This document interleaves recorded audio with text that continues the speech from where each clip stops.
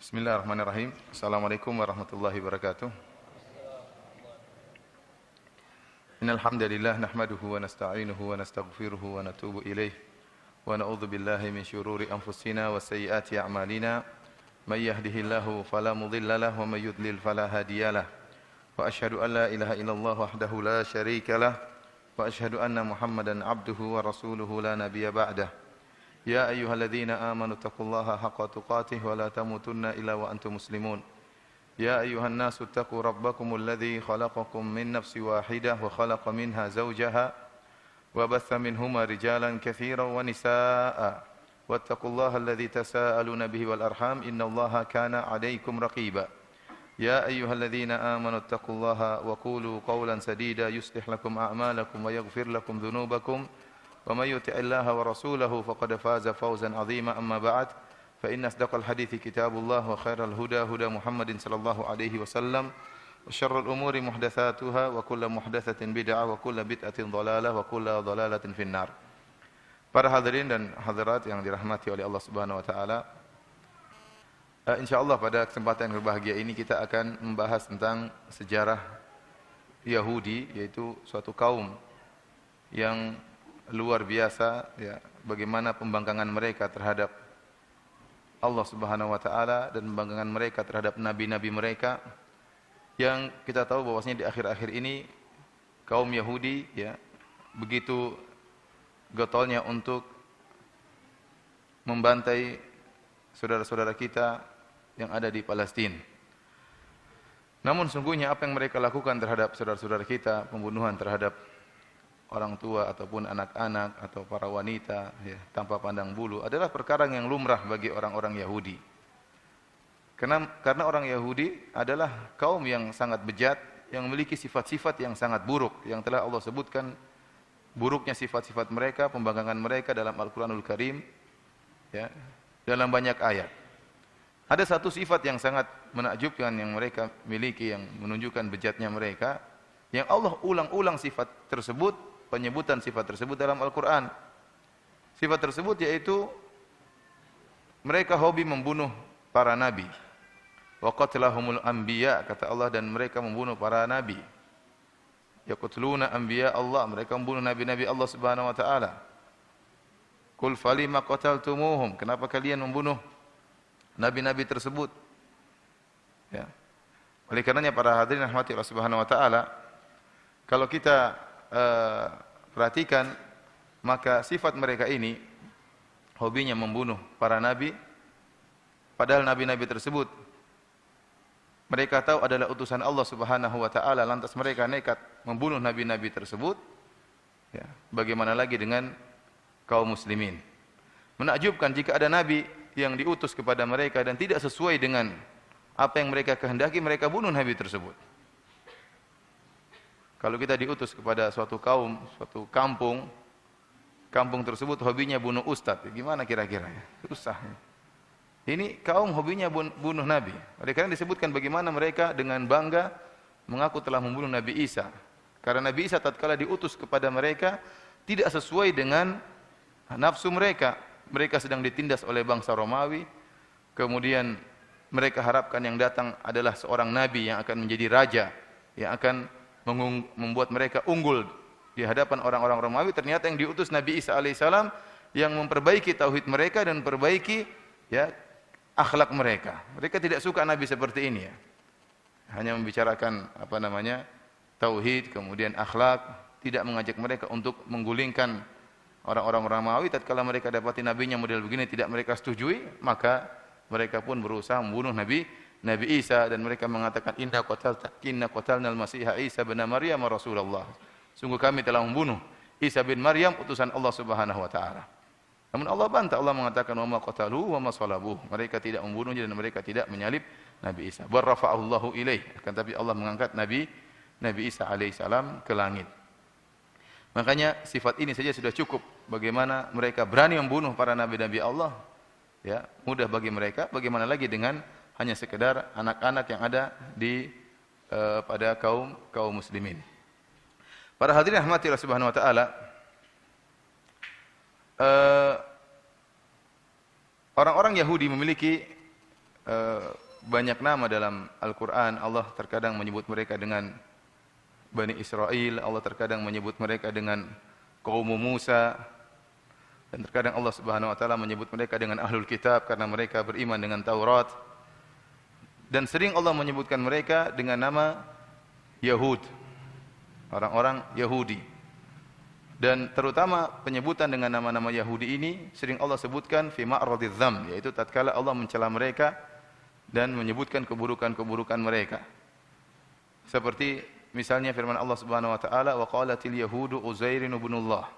Orang-orang Yahudi berkata Uzair adalah anak Allah. Ini tatkala mereka menganggap Uzair anak Allah, maka Allah sebut mereka dengan nama Yahudi. Kemudian contohnya seperti Allah berfirman, wa qalatil nasara wa qalatil yahudu wan nasara nahnu abna'ullah wa ahibba'uh. Berkata orang-orang Yahudi dan Nasrani bahwasanya kami adalah kekasih-kekasih Allah dan anak-anak Allah. Ini tidak, Allah bantah mereka. Bahwasanya Allah, kalau mereka adalah kekasih Allah, kenapa Allah mengazab mereka? Kemudian contohnya mereka mengatakan wa qalatil yahudu yadullahi maglulah. Orang-orang Yahudi berkata bahwasanya tangan Allah terbelenggu. Jadi tatkala Allah menyebutkan dengan nama Yahudi dalam sisi pencelaan terhadap mereka. Contohnya lagi Allah berkata, "Qul ya ayyuhalladzina hadu in za'amtum annakum awliya'u lillahi min dunin nas fatamannawul mauta in kuntum shadiqin." Katakanlah wahai orang-orang Yahudi, "Qul ya ayyuhalladzina hadu," wahai orang-orang Yahudi, kalau kalian menyangka bahwasanya kalian adalah wali-wali Allah, adapun selain kalian bukan wali-wali Allah, maka mintalah kematian. Kalau kalian menyangka bahwasanya kalian pasti masuk surga, maka mintalah mati. In kuntum shadiqin, kalau kalian benar-benar benar, arti jujur dalam pengakuan tersebut. Namun tidak dapati orang Yahudi adalah orang yang paling takut mati. Ya. Kalau seandainya mereka yakin masuk surga dan mereka adalah Sya'bullahil Mukhtar, adalah bangsa yang dipilih oleh Allah Subhanahu wa taala, udah mati aja. Namun ternyata mereka justru ingin berangan-angan hidup 1000 tahun, tidak ingin mati. Ini menunjukkan bahwasanya pengakuan mereka hanyalah kedustaan. Dari sini para hadirin rahmati oleh Subhanahu wa taala, nama mereka yang paling cocok adalah Yahudi, dan tidak kita menggunakan nama mereka dengan nama Israel sebagaimana yang sering disebutkan oleh orang-orang sekarang. Benar, sekarang mereka membuat negara namanya Israel, ya. Namun Israel adalah nama yang mulia. Israel adalah nama yang mulia, nama Nabi Yakub alaihissalam yang artinya adalah hamba Allah, atau artinya kekasih Allah. Karena jangan kita mengatakan misalnya terlaknat Israel. Memang benar maksud kita adalah negara Israel. Karena dalam sejarah Yahudi nanti disebutkan mereka ada terpecah mereka menjadi dua. Sebagian mereka membangun kerajaan dengan nama kerajaan Yahudi, Yahuda, dan sebagian mereka membangun kerajaan dengan nama kerajaan Israel, Daulat Israel. Akan tapi tatkala kita mengatakan Israel terlaknat, maka khawatir disalahpahami. Lebih baik kita menggunakan lafal yang disepakati, yaitu lafal Yahudi. Orang Yahudi terlaknat misalnya al-maghdub alaihim, yang dimurkai oleh Allah Subhanahu wa taala, yaitu orang-orang Yahudi. Karena Allah tatkala menyebut nama istilah Yahudi, Allah sebutkan dalam kebanyakannya dalam sisi pencelaan terhadap mereka. Adapun Israel yaitu Yakub alaihissalam, adalah nama yang mulia dan maknanya juga mulia. Para hadirin rahmati Allah Subhanahu wa taala, kita akan berbicara tentang sejarah Yahudi pada kesempatan yang berbahagia ini. Tentunya kita tidak punya waktu untuk membahas tentang bagaimana akidah mereka dalam Taurat, dalam juga dalam kitab Taurat atau Perjanjian Lama, dalam Injil yang dicetak sekarang. Demikian juga dalam kitab mereka Talmud, Sebenarnya kalau membahas tentang akidah mereka dalam Taurat dan Talmud juga butuh pengajian yang sangat panjang. Namun pada kesempatan ini kita hanya menyebutkan tentang bagaimana orang-orang Yahudi, sejarah mereka sampai mereka mendirikan negara Israel Raya. Ikhwani fillah, azanillahu iyyakum.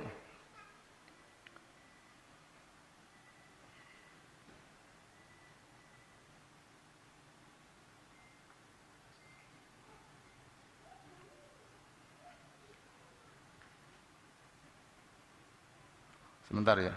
Ini saya butuh buku dari karangan Syekh Al-Qadah, tadi baru-baru saja programnya rusak. Nggak bisa dibuka. Mudah-mudahan bisa dibuka sekarang. Sebentar.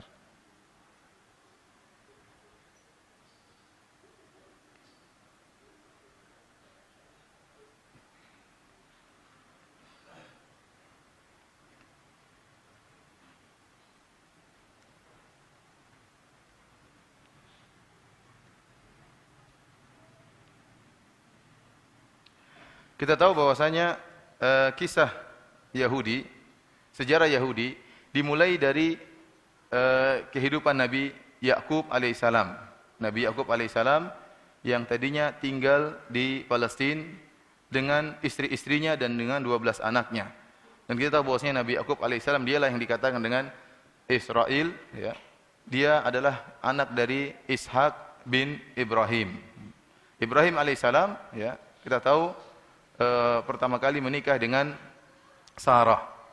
Menikah dengan Sarah, kemudian menikah bertahun-tahun, akan tapi Ibrahim alaihissalam tidak memiliki anak. Disebutkan dalam hadis tatkala Ibrahim alaihissalam melewati negeri Mesir, tatkala itu bersama istrinya Sarah, dan Sarah adalah wanita yang sangat cantik jelita. Maka tatkala itu Raja Mesir adalah raja yang matanya jelalatan, dia memiliki intel-intel untuk mencari wanita-wanita yang cantik. Maka dia menugaskan intel-intelnya untuk berburu wanita-wanita cantik. Setiap ada wanita cantik lewat, maka ditangkap. Dan Ibrahim tahu istrinya adalah wanita yang cantik jelita, Sarah. Maka lewatlah Nabi Ibrahim bersama Sarah, dan Ibrahim tahu akan hal ini, bahwasanya istrinya akan diambil. Maka dia mengatakan kepada istrinya, kalau mereka bertanya, maka aku akan mengatakan, hadhi ukhti, ini adalah saudariku, ai ukhti fil Islam. Bukan saudara sedarah, seibu, tetapi saudara se-Islam. Karena Nabi Ibrahim mengatakan, tidak ada yang beriman kepada Allah kecuali kita berdua, wahai Sarah. Ya, jadi di zaman itu seluruh manusia musyrik kepada Allah Subhanahu wa taala. Ibrahim dan Sarah, ya, bertauhid kepada Allah Subhanahu wa taala. Karena seandainya kalau Ibrahim mengatakan inilah istriku, maka bisa jadi dia dibunuh, diambil istrinya secara paksa. Namun kalau dikatakan saya adalah saudaranya, dia selamat, ya. Maka benar, ternyata para intel tersebut datang. Kemudian bertanya, ini siapa? Dia bilang, ini hati ukhti, saudariku. Maka dibawalah Sarah, pergi menemui sang raja, dibawa ke kamar sang raja, maka Nabi Ibrahim alaihissalam berdoa tatkala itu. Kemudian sang raja pun berusaha untuk mendekati Sarah dan ingin, ya, tentunya menggauli Sarah. Maka tiba-tiba tangan sang raja terbelenggu, tidak bisa bergerak. Maka kemudian dia berkata kepada Sarah, wahai Sarah, berdoalah kepada Tuhanmu agar membuka belenggu kedua tanganku dan aku tidak akan mendekatimu. Maka Sarah pun berdoa kepada Allah Subhanahu wa taala, maka belenggu kedua tangan raja tersebut terlepas. Begitu terlepas, sang raja menyelisih janji. Kenapa? Saking cantiknya Sarah. Maka dia pun ingin mendekati. Maka tangannya terbelenggu lagi lebih keras daripada sebelumnya. Maka dia bilang, Sarah, taubat saya, berdoa kepada Allah supaya terlepaskan belenggu kedua tangan saya dan saya tidak akan mendekatimu lagi. Sarah berdoa kepada Allah Subhanahu wa taala. Begitu kedua tangannya terbelenggu, dia tidak sabar lagi melihat kecantikan Sarah, dia ingin menerkam Sarah. Ternyata terbelenggu lagi ketiga kalinya. Kemudian kali ini terbelenggunya lebih keras lagi daripada sebelumnya. Maka dia mengatakan, wahai Sarah, berdoalah kepada Allah untuk membuka kepada Tuhanmu untuk membuka belenggu kedua tanganku ini, dan ini terakhir, saya tidak akan lagi mendekatimu. Maka Sarah berdoa, maka terbukalah belenggu kedua tangan sang raja. Kemudian sang raja memanggil anak buahnya, kemudian mengatakan, kalian tidak mendatangkan kepadaku seorang wanita, tetapi kalian telah mendatangkan kepadaku syaitan perempuan. Maka kemudian Sarah pun dilepas, dan sang raja memberi hadiah kepada Sarah Hajar. Hajar adalah pembantu siapa? Pembantu Sarah. Rupanya para hadirin rahmatillah subhanahu wa ta'ala, setelah itu Nabi Ibrahim pun hidup bersama Sarah, bersama istrinya Sarah dan pembantunya Hajar. Namun bertahun-tahun tidak juga punya anak. Sarah pun kasihan melihat Ibrahim, suaminya ini menghendaki punya anak, enggak punya anak. Akhirnya dia izinkan Nabi Ibrahim untuk menikahi pembantunya. Siapa? Hajar. Ya. Jadi Sarah mengizinkan suaminya untuk berpoligami, ya tidak? Ketawa semua. Akhirnya setelah itu menikah dengan Hajar, Hajar pun punya anak. Siapa? Ismail. Tatkala punya anak Ismail, kemudian Sarah pun cemburu. Akhirnya Nabi Ibrahim alaihissalam membawa Hajar bersama putranya Ismail ke Mekah. Diletakkan di Wadin Ghairi Dzi Zar'in inda Baitikal Muharram. Sebuah lembah yang tidak ada tanamannya sama sekali. Dekat Ka'bah. Dekat tempat akan dibangunnya Ka'bah. Kemudian akhirnya tidak lama kemudian Sarah pun punya anak. Siapa namanya? Ishak. Ishak ini nanti punya anak, di antaranya adalah Yakub. Yakub alaihissalam dia yang disebut dengan Israel. Kemudian Yakub ini juga akhirnya punya 4 orang wanita. Dari 4 orang wanita ini dia memiliki 12 anak. Dari 4 orang wanita dia memiliki 12 anak. Dan ini termaktub dalam perjanjian lama, dalam Injil. Yaitu dalam Alkitab perjanjian lama, kitab Kejadian 22b ayat ke-26. 4 istri Yakub, yang pertama adalah Lea. Dia memiliki 6 orang anak, yaitu Ruben, Simon, Lawi, Yehuda, Isakhar, dan Zebulon. Anaknya berapa? 6 orang. Istri yang kedua namanya Rahil. Dan ini merupakan dia punya 2 orang anak saja, yaitu Yusuf dan Binyamin. Jadi Yusuf dan Binyamin ini satu ibu kandung. Oleh karenanya 2 orang ini dimusuhi oleh 10 orang lainnya, sebagaimana dalam surat Yusuf. Karena lain ibu. Yang ketiga Zilfa, yang merupakan ibu dari Gad dan Asyir. Dan yang wanita keempat namanya Bilhah, yang merupakan anak ibunya dari anaknya 2 orang namanya Dan, kemudian Naftali. Ini termaktub dalam perjanjian lama, Injil yang dicetak sekarang ini.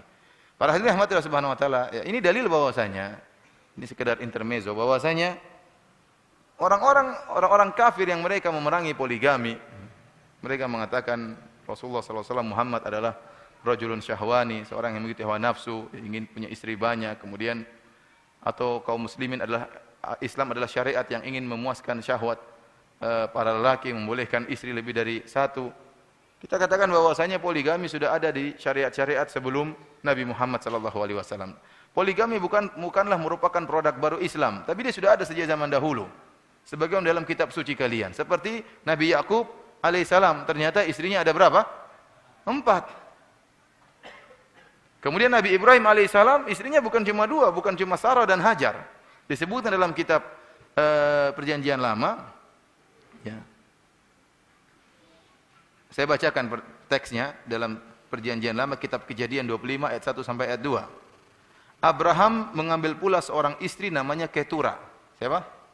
Ketura. Perempuan itu melahirkan baginya Zimron, Yoksan, Medan, Midian, Ishbak, dan Suah. Ya, jadi Nabi Ibrahim istrinya bukan cuma 2 ya.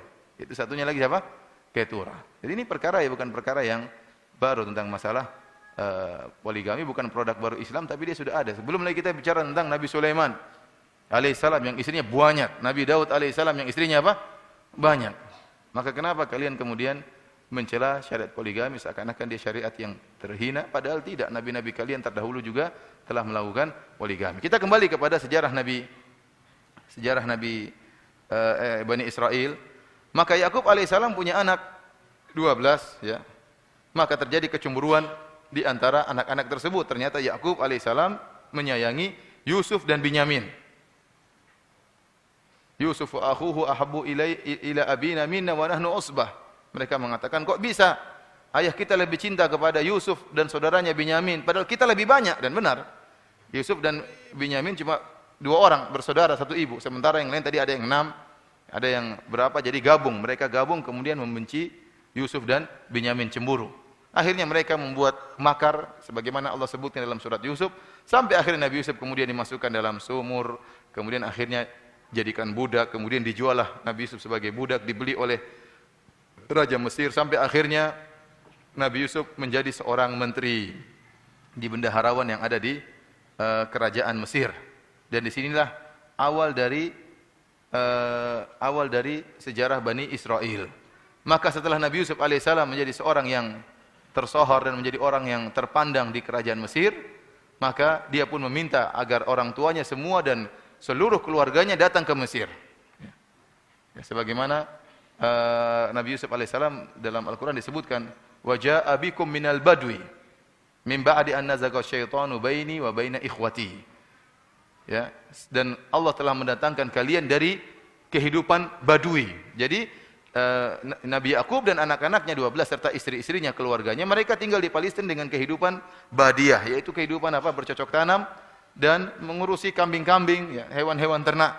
Kemudian mereka pindah ke Mesir, yang kita tatkala itu kehidupan Mesir peradabannya lebih tinggi daripada peradaban Palestina. Kerajaan, kemudian kehidupan mewah, kehidupan perkotaan, maka mereka pun tinggal di Mesir. Disinilah mulai sejarah Bani Israel. Jadi Bani Israel artinya anak-anak Israel. Anak-anaknya Israel. Bahasa Arab Banu artinya anak-anak. Israel yaitu Yakub alaihissalam. Berarti Bani Israel 12 itulah yang disebut dengan Bani Israel. Seluruh orang-orang Yahudi keturunan dari 12 orang ini. Jadi suku Yahudi cuma berapa? 12. Ini suku utama mereka. 12 dari 12 bersaudara ini. Ada keturunan Nabi Yusuf, ada keturunan Binyamin, ada keturunan Yahuda, ada keturunan semuanya. Ya, 12 anak, maka itulah asal muasal keturunan Yahudi. Kemudian para hadirin yang dirahmati oleh Subhanahu wa taala, mereka pun hidup dengan menyenangkan tatkala Nabi Yusuf alaihissalam masih hidup. Namun akhirnya kemudian Nabi Yusuf meninggal dunia. Dan kita tahu bahwasanya Aqbat, orang-orang Mesir tatkala itu orang-orang yang musyrikin. Bukan orang-orang bertauhid. Ya, bukan orang-orang yang bertauhid. Ya. Mereka mengingkari tauhid. Ya. Akan tapi Nabi Yusuf alaihissalam mereka hormati karena Nabi Yusuf alaihissalam pernah berbuat baik kepada mereka. Sehingga tatkala Nabi Yusuf alaihissalam meninggal, maka mulailah orang-orang Mesir menindas Bani Israel yang beranak pinak di Mesir. Jadi mereka diberi tempat untuk tinggal beranak pinak di pinggiran kota Mesir. Tatkala Nabi Yusuf masih hidup, mereka masih dihargai. Tatkala Nabi Yusuf alaihissalam meninggal, mulailah mereka diintimidasi oleh kerajaan Mesir. Mulailah dijadikan budak, diperbudak oleh mereka. Dan ini berlangsung lama. Ya, berlangsung lama, disiksa, yudzabbihuna abna'ahum wa yudzabbihuna abna'akum wa yastahyuna nisa'akum wa fi dzalikum bala'un min rabbikum 'adzim. Dan ini merupakan ujian yang sangat besar. Anak-anak laki-laki dibunuh, ya, yang perempuan dibiarkan hidup, sampai akhirnya Allah mengutus Nabi Musa alaihissalam. Lahirlah Nabi Musa di suatu zaman, ya, tatkala itu kemudian Nabi Musa alaihissalam, sebagaimana kita tahu ceritanya, Nabi Musa alaihissalam akhirnya tatkala lahir, maka Allah memerintahkan sang ibu untuk meletakkan Nabi Musa fi tabut, semacam dalam keranjang, kemudian dilepaskanlah tabut tersebut ke Sungai Nil, ya, karena Fir'aun sedang ingin bunuh siapa? Ingin bunuh anak-anak Bani Israel yang lahir akan dibunuh. Akhirnya dilepaskanlah Nabi Musa dalam keranjang melewati Sungai Nil. Ternyata keranjang tersebut mampir di kerajaan Fir'aun. Faltaqatahu alu Fir'aun liyakuna lahum aduwwa wa hazana. Ternyata keranjang ini didapati oleh istrinya Fir'aun. Kebetulan istrinya Fir'aun tidak punya anak, maka dia rindu ingin punya anak. Begitu mendapat keranjang tersebut, dia buka, ternyata isinya anak dari Bani Israel. Kenapa? Kulitnya beda, tidak sama dengan kulitnya orang-orang Mesir. Dia tahu ini anaknya Bani Israel. Maka jatuh cintalah dia kepada anak tersebut. Sementara Fir'aun begitu tahu ini anak Bani Israel, ingin dibunuh oleh Fir'aun. Kenapa? Karena Fir'aun sudah mengutus orang-orang untuk membunuh anak-anak Bani Israel. Tatkala Fir'aun ingin membunuh Musa, si kecil Musa alaihissalam, istrinya mengatakan, la taqtuluhu asa ayyanfa'ana aw nattakhidahu walada. Jangan kau bunuh dia, wahai suamiku. Bisa jadi ini bermanfaat bagi kita di kemudian hari, atau kita menjadikan dia sebagai anak angkat. Akhirnya Fir'aun pun mengalah sama istrinya. Antum bayangkan Fir'aun yang begitu bengis, yang begitu jahat, ngalah sama istrinya, apalagi antum. Akhirnya sudah, yang ngalah sama istrinya, udahlah. Makanya kata orang, jenderal itu kalah sama istri jenderal, ya, kalah sama istrinya. Sama orang dia jahat sama istrinya, dia nunduk-nunduk, ya, enggak berani sama istrinya. Oleh karena para hadirin rahmatillah subhanahu wa ta'ala, akhirnya Nabi Musa pun dipelihara di kerajaan Mesir sebagai anak angkat dengan kondisi terpandang, ya, sebagaimana disebutkan tatkala Nabi Musa si kecil, kemudian Fir'aun beri perhatian terhadap Nabi Musa. Maka dipanggillah orang-orang untuk menyusui Nabi Musa, ibu-ibu negeri untuk menyusui Nabi Musa. Namun semuanya tidak ada yang disukai oleh Musa. Wa haramna alaihil maradhi. Allah menjadikan Nabi Musa tidak suka dengan semua, ya, susuan dari ibu-ibu negeri tersebut. Disusuin Musa enggak enak, semuanya enggak enak. Sampai akhirnya datang ibu aslinya. Tatkala ibu Nabi Musa datang, maka Nabi Musa pun cocok. Kemudian dia pun menyusui dari ibunya. Maka Allah mengatakan faraja'naka ila ummika kai taqra ainuha wa la tahzan. Kami pun mengembalikan engkau kepada ibumu. Akhirnya ibunya pun dijadikan pekerja oleh Firaun untuk menyusui Musa, padahal ibunya sendiri. Maka berpindahlah ibu Nabi Musa ke kerajaan Firaun, hidup dengan penuh kemewahan, dihormati, dan Nabi Musa pun tumbuh dengan dihormati. Firaun tidak sadar bahwasanya dia sedang memelihara singa yang akan memakan dia. Dia tidak sadar. Akhirnya terjadi apa yang terjadi? Nabi Musa alaihissalam kemudian akhirnya diangkat oleh Allah Subhanahu wa taala menjadi seorang rasul. Kemudian Nabi Musa alaihissalam mendakwahi Firaun. Mendakwahi Firaun. Kisahnya panjang sebagaimana pernah saya ceritakan dalam kajian tersendiri tentang kisah Nabi Musa. Akhirnya Firaun pun menentang Nabi Musa, dan Allah Subhanahu wa taala menurunkan banyak mukjizat kepada Nabi Musa. Saya tidak tahu ada seorang nabi yang diberikan mukjizat paling banyak seperti Nabi Musa alaihissalam. Walaqad ataina Musa 9 ayatin bayyinatin fas'al bani Israil idz ja'ahum. Sungguh kami telah berikan kepada Nabi Musa 9 ayat, 9 mukjizat. Banyak sekali mukjizat Nabi Musa alaihissalam, mulai dari tongkat yang dilemparkan menjadi ular, dan ini disaksikan oleh orang-orang Mesir dan disaksikan oleh Bani Israel bagaimana tongkat Nabi Musa menjadi ular betulan dan makan ular-ular yang kecil. Kemudian Nabi Musa tatkala mengeluarkan tangannya maka keluar cahaya. Bayangkan, zaman dahulu enggak ada lampu, ya. Tahu-tahu keluar cahaya, ini kan mukjizat luar biasa, keluar cahaya dari apa? Tangan Nabi Musa alaihi salam. Kemudian tatkala Firaun ngeyel dan membangkang, maka kemudian Allah berikan ujian-ujian kepada Firaun, ya. Tufan, diberikan angin tofan tersebut masuk ke negeri Mesir, menghancurkan sawah ladang orang-orang Mesir, sementara sawah ladang Bani Israel selamat semuanya. Ini kan mukjizat yang dilihat. Saya katakan saya memfokuskan bukan cuma kepada bukan cuma kepada pengikut Firaun. Demikian juga Bani Israel. Bani Israel juga menyaksikan semua mukjizat tersebut. Menyaksikan bagaimana angin tofan dikirimkan oleh Allah Subhanahu wa taala menghantam ladang-ladangnya orang-orang Mesir, sementara ladangnya Bani Israel selamat. Kemudian apa? Wal jarat. Kemudian Allah kirimkan juga belalang memakan tanaman-tanaman orang-orang Mesir, sementara tanaman Bani Israel selamat. Ini menakjubkan, mukjizat. Wal kummal wad dhafadi. Kemudian Allah kirimkan kutu-kutu mengganggu mereka, orang-orang Bani Israel selamat. Kemudian Allah kirimkan kodok-kodok, banyak sekali kodok. Sampai disebut oleh tafsir bahwasanya kodok tersebut berhamburan di tempat-tempatnya orang Mesir. Sampai orang Mesir tidak berani buka mulut. Kalau mereka mangap gini, langsung kodoknya masuk. Jadi mereka enggak berani. Mereka bilang, Musa tolong nih, hilangkan kodok-kodok ini. Mereka ngeyel. Allah berikan air, darah sungai mereka yang mengalir di bagian Bani Israel jadi darah, sementara di kaum Firaun jadi darah, sementara di Bani Israel tetap air segar. Ini semua mukjizat yang dilihat oleh Firaun dan juga dilihat oleh Bani Israel. Intinya Firaun tetap tidak beriman kepada Nabi Musa dengan kesombongannya, maka Firaun ingin membunuh Nabi Musa dan ingin membunuh kaumnya, maka Allah Subhanahu wa taala memerintahkan Nabi Musa untuk membawa kabur Bani Israel. An asri bi ibadi fadrib lahum tariqan fil bahri yabasa la takhafu daraka wa la takhsha. Maka Nabi Musa pun keluar di malam hari bersama Bani Israel. Di malam hari keluar meninggalkan kota Mesir, yang di situ ada orang tua, ada anak-anak, ada wanita. Kenapa? Karena ingin dikejar oleh Firaun.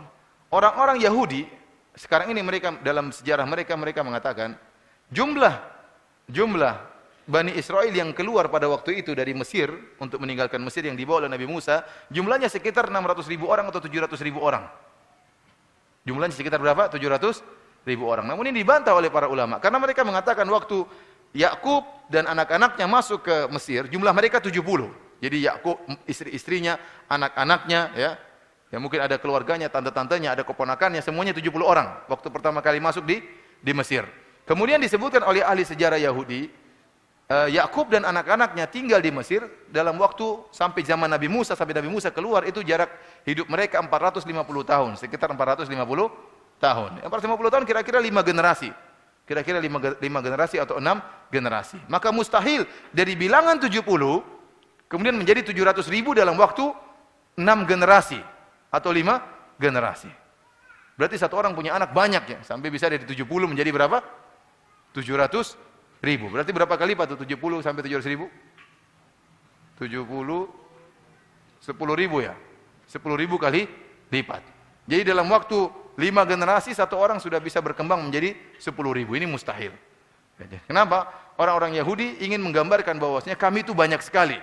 Kami itu banyak sekali. Kami bukan kaum yang sedikit. Kenapa? Karena kita dapati sekarang orang-orang Yahudi yang ada sekarang di Israel modelnya bermacam-macam. Asalnya orang Yahudi mereka adalah kaum yang menjaga bangsa mereka, tidak mau menikah dengan bangsa luar. Namun tatkala mereka musyattatin, tatkala mereka ditindas sehingga mereka berpencar-pencar ke berbagai macam negara dan daerah, akhir terjadi pernikahan dengan bangsa-bangsa lain.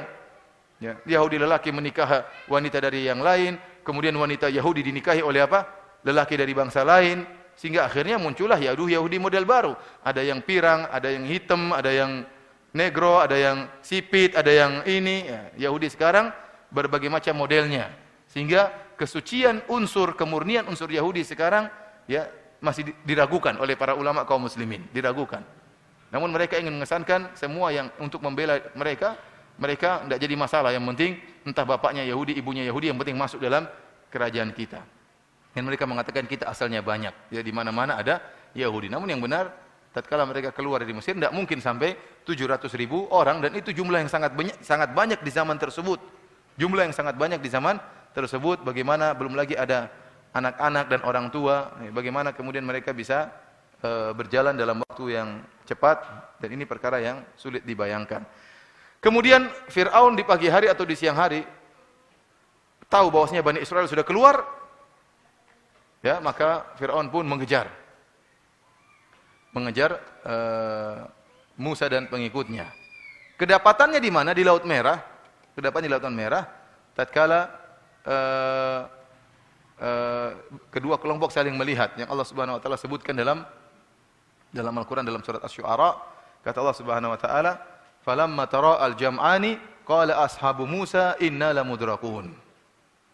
Tatkala dua kelompok sudah saling melihat, kelompoknya Firaun dan kelompoknya Musa sudah saling melihat, maka tatkala itu mulai muncul ngayal pertamanya Bani Israel. Bani Israel ini kelompok yang paling ngayal, bangsa yang paling ngayal. Nanti akan kita sebutkan. Padahal Nabi Musa mukjizatnya sangat banyak. Namun mereka selalu ragu dengan Nabi Musa, selalu ngayal. Di antara bentuk ngayalan pertama, begitu saling melihat antara kelompok Fir'aun dengan kelompok Nabi Musa, qala ashabu Musa, maka berkatalah para pengikut Nabi Musa, inna lamudrakun, kita bakalan ketangkap wahai Musa. Kenapa di hadapan mereka ada Laut Merah, sementara di belakang mereka ada pasukan Fir'aun? Mau lari kemana kita? Para ulama menyebutkan mereka mengejek Nabi Musa. Mana Musa? Katanya Tuhanmu akan menyelamatkan kita. Sekarang mau kemana? Innalah mudrakun, kita bakalan ketangkap. Jadi mereka mengucapkan kalimat tersebut dengan kondisi mengejek Nabi Musa alaihissalam. Maka Nabi Musa membantah, kata Nabi Musa, kalla inna ma'iya rabbi sayahdin. Sekali-sekali tidak. Mereka tidak akan menangkap kita karena bersamaku Rabbku, dan dia akan beri petunjuk kepadaku. Akhirnya Nabi Musa alaihissalam diperintahkan oleh Allah untuk memukulkan tongkatnya ke Laut Merah. Dan ini dilihat oleh Bani Israel. Ini saya ingin sampaikan bahwasanya Bani Israel melihat mukjizat yang luar biasa yang ada pada Nabi Musa alaihissalam. Maka Nabi Musa pun memukulkan tongkatnya. Begitu dipukulkan tongkatnya, maka laut pun terbuka. Fanfalaqa fakana kullu firqin kataudil azim. Maka terbelahlah lautan tersebut, dan masing-masing dari belahan lautan tersebut seperti gunung yang tinggi. Jadi airnya bukan lari lurus, tapi air tetap mengalir ke arah atas. Jadi air tetap apa? Mengalir seperti gunung yang menjulang tinggi. Jadi Allah tidak menghentikan lautan tersebut, tapi lautan tersebut mengalir, tapi arahnya kemana? Ke atas. Bahkan disebutkan oleh ahli tafsir seperti Ibnu Katsir rahimahullah, maka yang terbuka bukan cuma yang seperti di film, cuma begini. Tapi 12 bukaan. 12 apa? 12 bukaan. Jadi 12 jalan. Jadi laut terbelah dengan 12, ada air satu, jadi airnya begini-begini. Jadi seperti ada lorong-lorong, ada 12 lorong. Kemudian juga kata Ibnu Katsir rahimahullah, 12 lorong tersebut, dan air yang menghalangi lorong satu dengan lorong yang lainnya seperti syubak, apa namanya bahasa Indonesia ini? Seperti ada bolong-bolongnya, apa namanya? Syubak apa bahasa Indonesia? Iya, jendela, tapi berarti jaring-jaring itu, ada apa? lubang-lubangnya. Jadi air tersebut ada lubang-lubangnya sehingga mereka bisa saling melihat. Antara satu suku dengan suku yang lainnya bisa saling melihat sehingga mereka bisa tenang, oh saudara kita tidak meninggal, jangan-jangan sudah tewas yang lainnya, kita saja yang selamat. Jadi Allah membuat lautan tersebut terbelah seperti ada lorong-lorong dan ada bolongan-bolongannya sehingga mereka bisa saling melihat. Ini menakjubkan luar biasa, ajaib luar biasa. Ini tidak pernah dialami oleh nabi-nabi sebelumnya dan nabi-nabi sesudahnya. Kemudian apa? Allah menjadikan tanah tersebut yabasa, kering tiba-tiba. Seharusnya kan namanya kalau kita jalan di pantai, ya, lembek dan kaki kita sering kecoblos ya ke dalam pantai tersebut. Tapi tidak, Allah menjadikan tanah tersebut langsung kering sehingga mudah untuk dipijak oleh Bani Israel. Ini semua dilihat oleh Bani Israel. Maka kemudian mereka pun akhirnya berhasil melewati Laut Merah. Tatkala sudah ini juga dilihat oleh Fir'aun dan pengikutnya juga ngelihat, Musa hebat sekali laut ini, kan mereka juga lihat. Wah, ini gimana ini? Laut terbelah kemudian jadi 12 lorong masuk semua. Begitu sampai di ujung, Nabi Musa ingin memukulkan tongkatnya ke lautan supaya laut kembali lagi. Allah tegur. Kata Allah, "Watrukil bahra rahwan innahum jundum mughraqun." Biarin air, jangan dipukul, biarin aja, mereka akan tenggelam. Allah punya skenario sendiri, Allah punya rencana. Dan benar, jadi lautan masih tetap terbuka, tidak tertutup.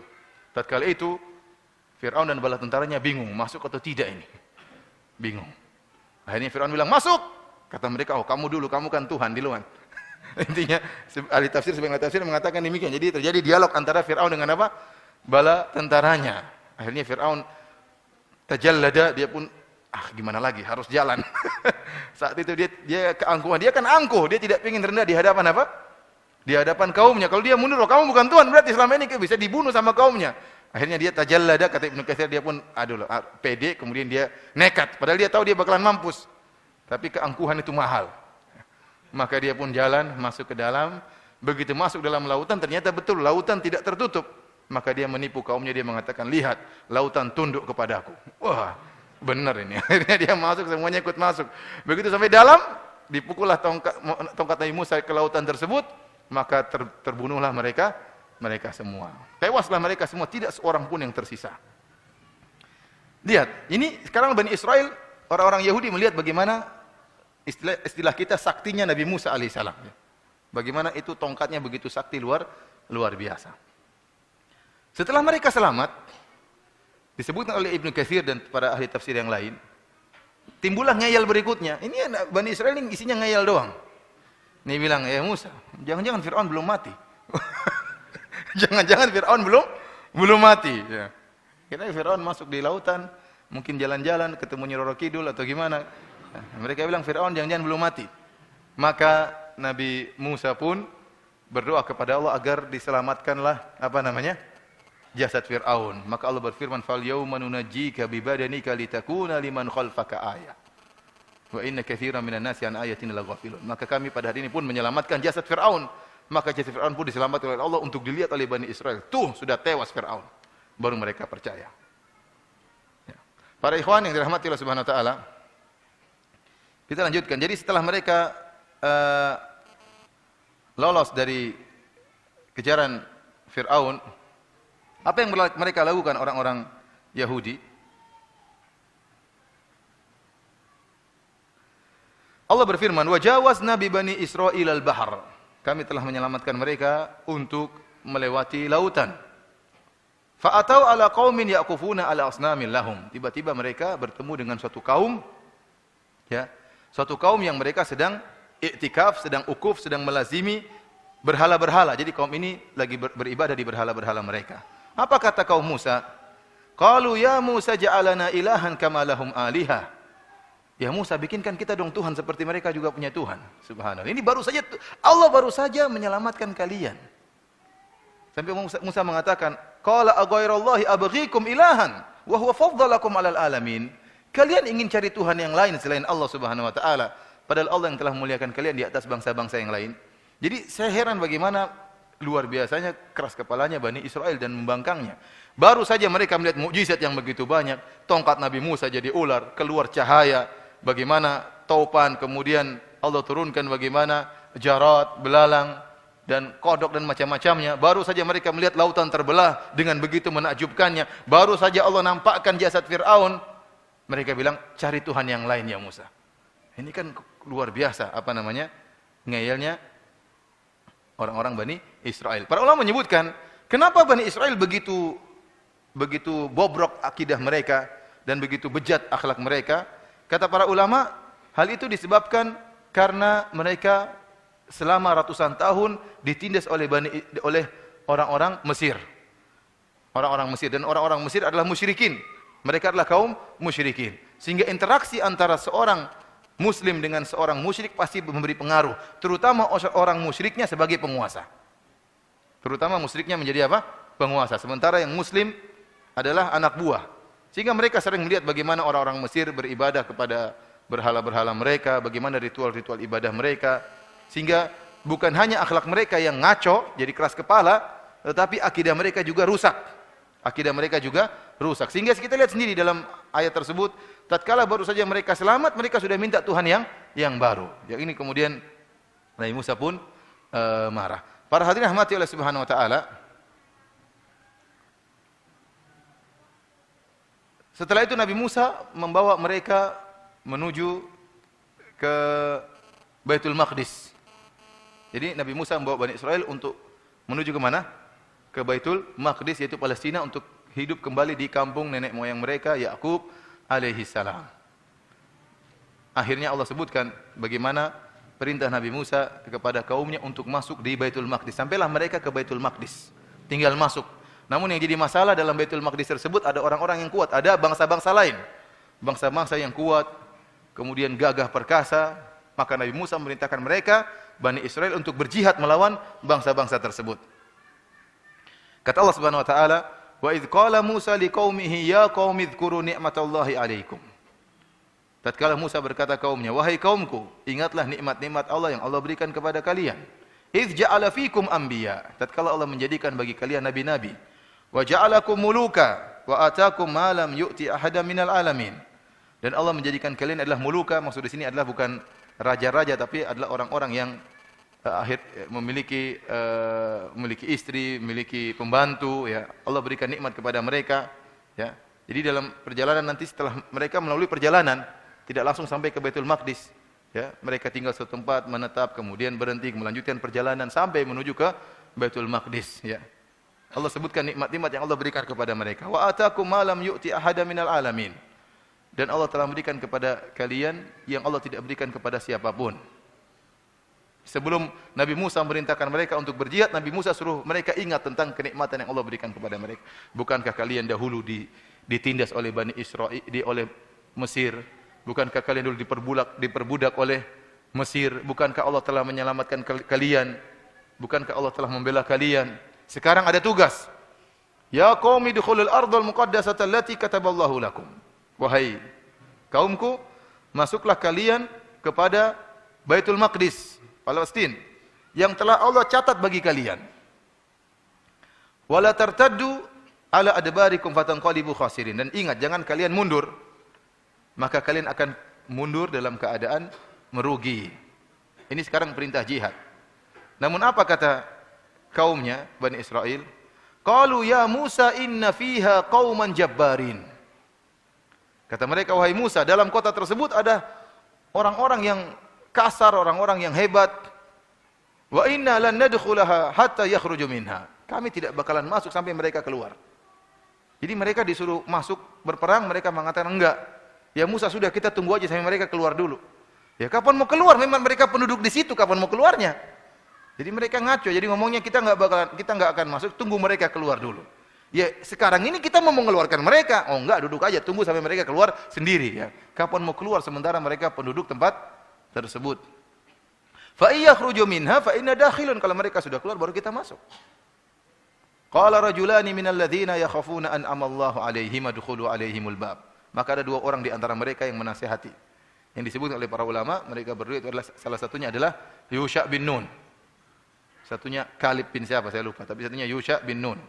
Dua orang ini menasihati Bani Israel, ya masuk. Kalau kalian sudah masuk, pasti menang.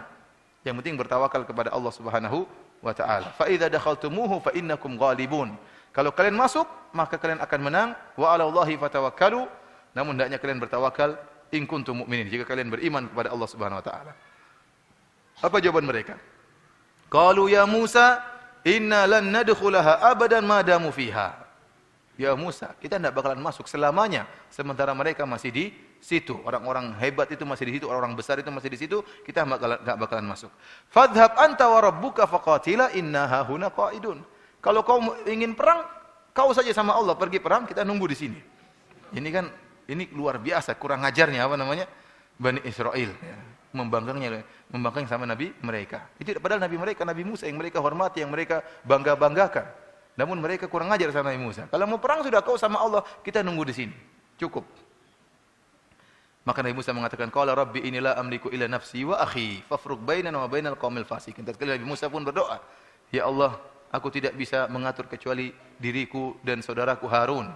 Maka pisahkanlah aku kami dari kaum yang fasik." Maka Allah mengatakan, "Qala fa innaha muharramatun 'alaihim 40 sanatan yatihuna fil ard fala ta'sa 'alal qaumil fasiqin." Maka Allah mengatakan sungguhnya Baitul Maqdis menjadi haram bagi mereka.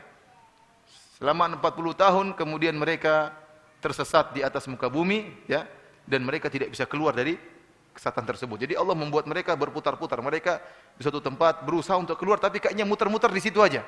Mereka ingin ke Baitul Maqdis enggak bisa sampai. Allah hukum mereka karena mereka tidak mau berjihad. Para hadirin dan hadirat yang dirahmati Allah Subhanahu wa taala, Ibnu Katsir menyebutkan banyak ahlu tafsir yang menyebutkan tentang kisah siapa Jabbarin tersebut. Yang benar mereka adalah orang-orang biasa, manusia-manusia biasa dari bangsa-bangsa yang lain selain bangsa Bani Israel. Adapun perkataan sebagian orang bahwasanya yang ada dalam tersebutlah orang-orang raksasa, ya. Orang-orang raksasa, di antaranya ada namanya Uq bin Nuq atau Auj bin Nuq gitu, namanya aneh ya. Seorang raksasa yang ada di dalam Baitul Maqdis di kampung tersebut yang tingginya 3.333 sepertiga hasta. Tingginya berapa? 3.333 sepertiga hasta. Kalau satu hasta itu kira-kira setengah meter, ini satu hasta. Berarti kalau 3.300 kira-kira tingginya 2 kilo lah. Tingginya berapa? 2 kilometer. Sehingga ini yang membuat Bani Israel tidak mau masuk. Katanya gimana kita mau perang raksasa besar kayak gitu. Nah ini semua dongeng, tidak benar. Ada yang mengatakan akhirnya Nabi Musa berjalan dengan beberapa sahabatnya masuk ke Baitul Maqdis. Rupanya ada penduduk Baitul Maqdis raksasa tadi, dia tangkap. Oh ini ya ditangkap semua itu. Kayak anak ayam, masukkan kantongnya. Terus jalan ke rajanya, ini siapa enggak tahu nih. Dilihat, oh ternyata pengikut Nabi Musa. Ini semua dongeng, tidak benar. Disebutkan bahwanya Uj bin Nuq ini, Uj bin Nuq yang tadi 3.333 sepertiga hasta ini atau 2 km tingginya, ini raksasa yang luar biasa. Kalau dia lapar, maka dia masukkan tangannya ke lautan. Kemudian dia ambil ikan hiu atau ikan paus, kemudian dia masak di matahari gini. Setelah masak dia makan. Ini dongeng, film kartun. Kemudian Nabi Musa bagaimana cara bunuh ini? Jadi, kalau sebagian orang ulama mengatakan Nabi Musa akhirnya masuk dalam Baitul Maqdis sendirian, bawa tongkatnya. Ternyata musuhnya terlalu tinggi. Siapa? Uj bin Nuq tadi terlalu tinggi, 2 km. Bagaimana cara berkelahi? Sementara Nabi Musa cuma sampai di kakinya bagian bawah. Sementara mata kaki Uj bin Nuq tidak sampai sama, bagaimana memukul siapa kalau begitu? Akhirnya katanya Nabi Musa pun megang tongkatnya, kemudian dia loncat. Ya, lompat tinggi, aslinya dia pukul mata kaki tadi. Akhirnya jatuhlah raksasa tadi, tewas. Tapi ini saya bilang tadi film kartun, tidak benar. Ini dibantah oleh Ibnu Katsir rahimahullahu taala karena berita-berita seperti riwayat-riwayat ini bertentangan dengan hadis-hadis yang sahih. Di antara hadis-hadis yang sahih bahwasanya manusia tertinggi adalah Nabi Adam alaihissalam. Situna dzira'an, tingginya adalah 60 hasta. Walam yazidil khalqu yanqusu hatal an. Kata Nabi sallallahu alaihi wasallam, Allah menciptakan Nabi Adam dengan tinggi 60 hasta dan senantiasa manusia semakin mengecil sampai sekarang. Ya. Adapun Uj bin Nuq yang 3.000 hasta ini tidak benar menyelisih hadis yang sahih. Jadi intinya Allah alam besok Nabi Musa tidak jadi masuk. Maka dia pun bersama-sama kaumnya tersesat dalam masa tersesat sehingga tidak tahu bagaimana mereka bisa keluar.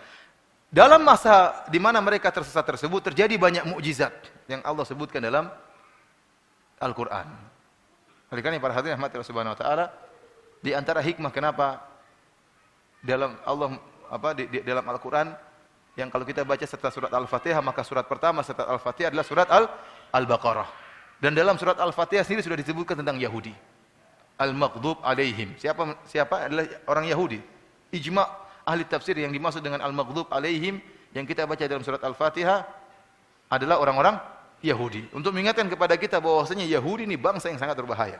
Dimurkai oleh Allah Subhanahu wa taala. Kemudian setelah kita masuk surat Al-Baqarah, maka Allah sebutkan tentang dua musuh yang sangat berbahaya, yaitu orang-orang munafik dan orang-orang Yahudi. Allah pertama bercerita tentang surat orang-orang munafik di awal surat Al-Baqarah. Setelah itu Allah sebutkan tentang kisah Bani Israel, orang-orang Yahudi. Jadi ini dua musuh yang sangat berbahaya. Orang-orang munafik yang mereka KTP-nya Islam namun tidak suka dengan syariat Islam. Dan yang paling pantas kita katakan orang-orang munafik zaman sekarang orang-orang liberal. Orang liberal ini paling pas dikatakan orang-orang munafik, ya. Ya, akhi sampai mengatakan kawin sejenis boleh. Bagaimana kawin sejenis boleh? Homoseksual boleh. Aneh seperti ini. Namun dengan pedenya dia mengatakan boleh nikah sejenis. Yang berfatwa perempuan lagi. Subhanallah. Ini sebenarnya mereka benci dengan syariat Islam. Ya Allah mengharamkan homoseksual, Allah menurunkan azab kepada kaum Lut. Kemudian dia dengan pedenya mengatakan kawin sejenis boleh. Orang sebenarnya tidak akan taubat, ya. Kalau Allah tidak beri rahmat kepada dia, mungkin dia baru taubat kalau suaminya ternyata suka laki-laki lain. Baru suami saya suka laki-laki lain. Atau putrinya ingin nikah sama putri wanita lain, ya. Atau anak laki-lakinya ternyata bencong kemudian ingin dinikahi sama laki-laki lain. Ya, ini mungkin baru dia sadar. Ya. Subhanallah. Saya katakan bahwasanya orang-orang munafik yang cocok zaman sekarang adalah orang-orang liberal. Kemudian kelompok kedua orang Yahudi, Allah sebutkan dalam surat Al-Baqarah bagaimana ngeyelnya mereka, bagaimana sifat-sifat mereka. Untuk mengingatkan kepada kita bahwasanya dua kelompok ini sangat berbahaya. Dan kita tahu dalam hadis-hadis yang sahih bahwasanya musuh kita terakhir nanti menjelang hari kiamat adalah orang-orang Yahudi. Orang-orang Yahudi. Peperangan yang terjadi di akhir zaman bukan antara umat Islam dengan selain Yahudi, bukan dengan agama-agama lain. Tetapi peperangan terjadi di akhir zaman adalah umat Islam dengan Yahudi. Ini yang menunjukkan bahwasanya mereka akan ada terus sampai hari kiamat. Dan mereka akan terus menyusun kekuatan untuk membunuhi kaum muslimin. Dan terjadi perang terakhir adalah Yahudi dengan kaum muslimin. Dan mereka adalah pengikut Dajjal. Para hadirin dan hadirat yang dirahmati oleh Allah Subhanahu wa taala, tatkala Bani Israel dalam masa tersesat tersebut terjadi banyak kejadian, terjadi banyak mukjizat. Di antaranya mereka mengatakan, wahai Musa, kami kehausan. Mintalah air kepada Allah Subhanahu wa taala. Maka Nabi Musa berdoa, dikabulkan. Kata Allah Subhanahu wa taala, wa idh istasqa Musa liqaumihi faqulna idrib bi asaqal hajar fanfajarat minhu 12 ayna. Tatkala Musa mengatakan tatkala Musa meminta minum, kemudian Allah merintahkan untuk memukulkan tongkatnya ke batu, maka keluarlah 12 mata air. Allah menjadikan 12 mata air, kenapa? Mereka 12 suku. Kalau seandainya cuma satu mata air, maka mereka akan berkelahi rebut-rebutan. Mereka kepala batu. Oleh karena supaya mereka tidak berkelahi, dibuatkanlah 12 mata air. Kata Allah, qad alima kullu unasim masyrabahum. Masing-masing sudah tahu di mana mata airnya. Kulu washrabu min rizqillahi wa la ta'thaw fil ardi mufsidin. Makanlah dan minumlah kalian dari rezeki Allah dan janganlah kalian berbuat kerusakan di atas muka bumi. Lihat, Allah tegur. Iya, sekarang saya kasih minum, jangan kepala batu. Seakan-akan Allah mengatakan demikian. Kulu washrabu min rizqillahi wa la ta'thaw fil ardi mufsidin. Seakan-akan Allah mengatakan, makanlah dan minumlah kalian, ingat jangan kepala batu. Namun ternyata mereka mengatakan, ya Musa sekarang kita lapar, ingin makanan. Tadi minta minum, sekarang minta apa? Makan. Nabi Musa nabi yang baik, berdoa kepada Allah, ya Allah berikanlah makanan kepada mereka. Maka kata Allah, wa nazzalna 'alaikumul manna wassalwa. Maka diturunkanlah makanan al-man wassalwa. Adapun al-man, kata Ibnu Abbas radhiyallahu ta'ala anhuma, kanal mannu yanzilu 'alaihim 'alal asjar. Jadi makanan tersebut turun langsung dari langit. Bayangkan, ini mukjizat atau bukan? Mukjizat. Makanan tersebut langsung dari langit sampai di atas pohon, tinggal mereka ambil dari pohon tersebut. Turunlah makanan-makanan dari langit menuju tergait di pohon-pohon, tinggal diambil. Kemudian wassalwa ta'irun yushbihu bisammani kanu ya'kuluna minhu. Adapun salwa semacam dari langit semacam burung tertentu yang mereka makan dari burung tersebut. Akhirnya mereka makan mana wassalwa, makanan yang lezat. Bagaimana tidak lezat? Yang turunkan langsung Allah Subhanahu wa taala. Kemudian para hadirin yang dirahmati oleh Allah Subhanahu wa taala,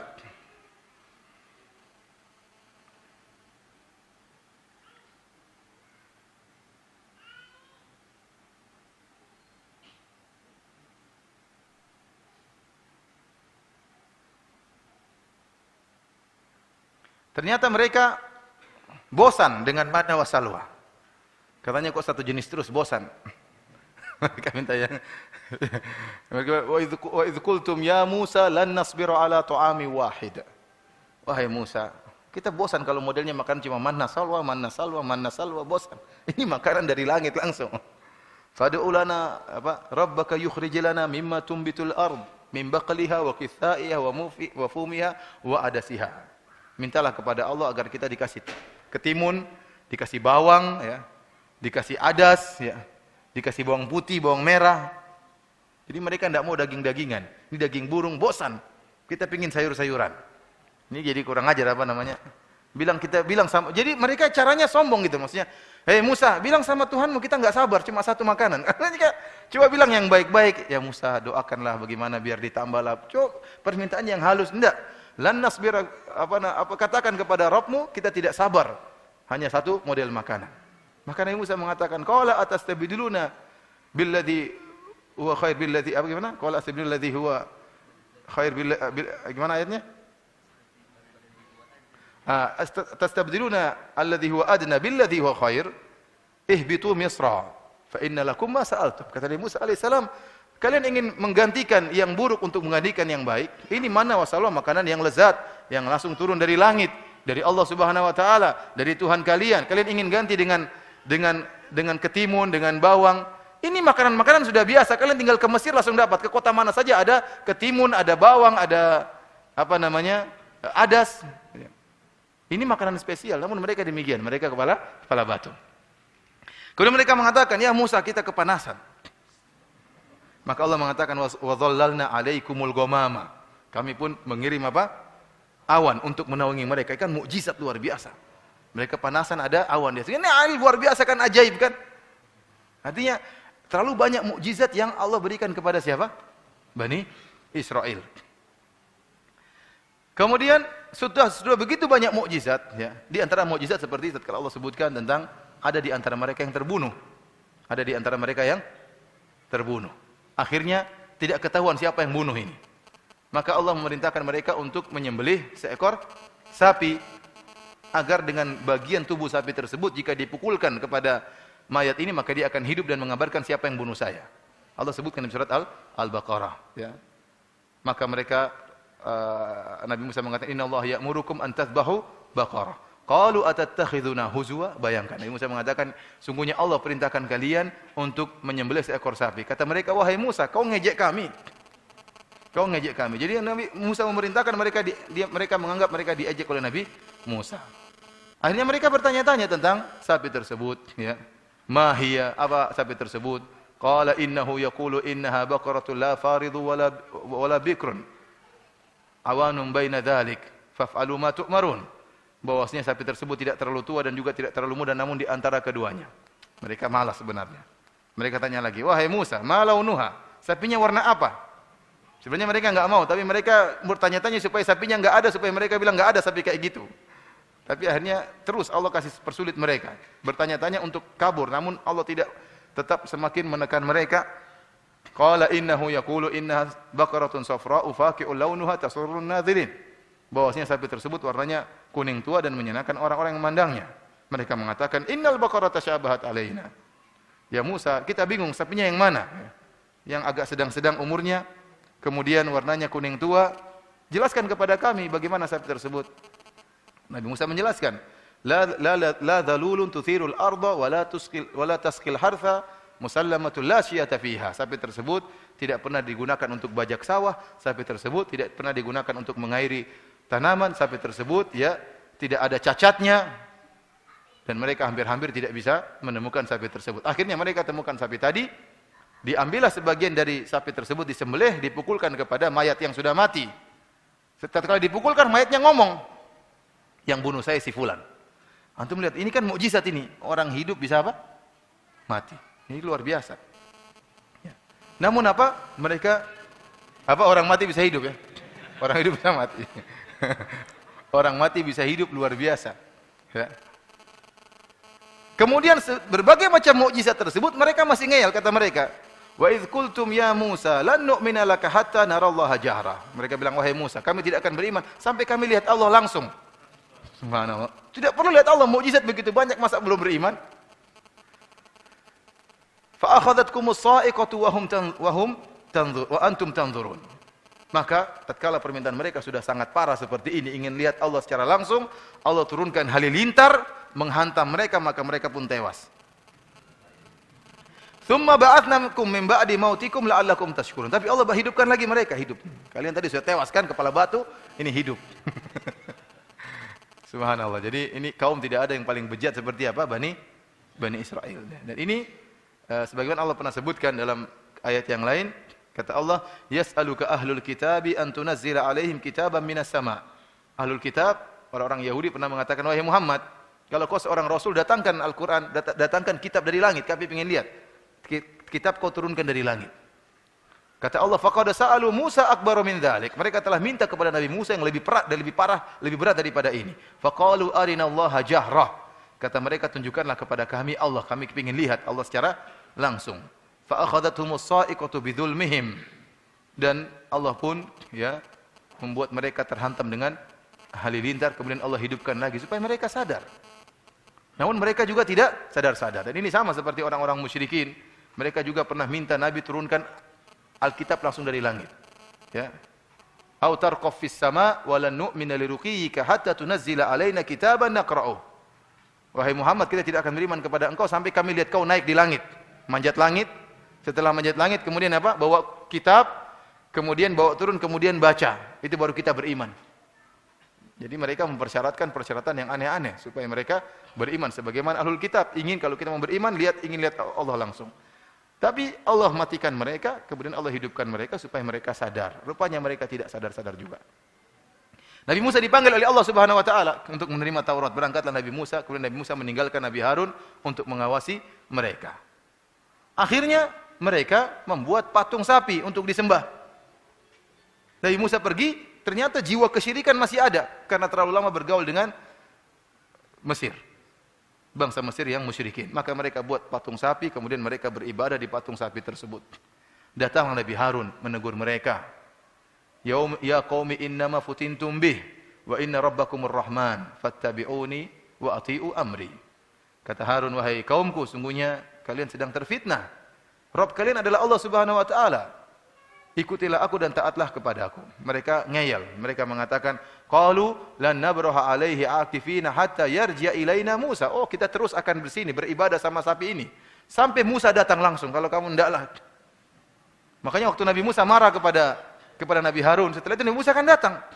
Nabi Musa datang, kemudian Nabi Musa melihat ternyata mereka sedang menyembah sapi, padahal Nabi Musa lagi mengambil perintah Allah, baru ditinggal sebentar sudah menyembah sapi.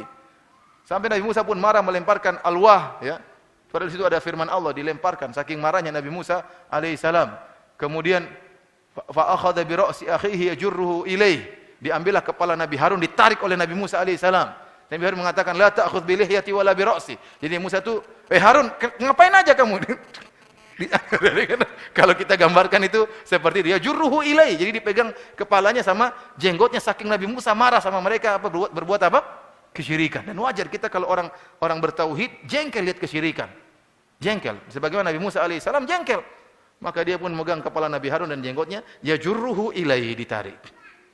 Kata Nabi Musa, kata Harun, innal qauma istata'afuni wa kadu yaqtulunani. Wahai Musa, saya sudah larang-larang mereka, bahkan mau bunuh saya. Bayangkan, kurang ajar. Mereka hobinya bunuh Nabi.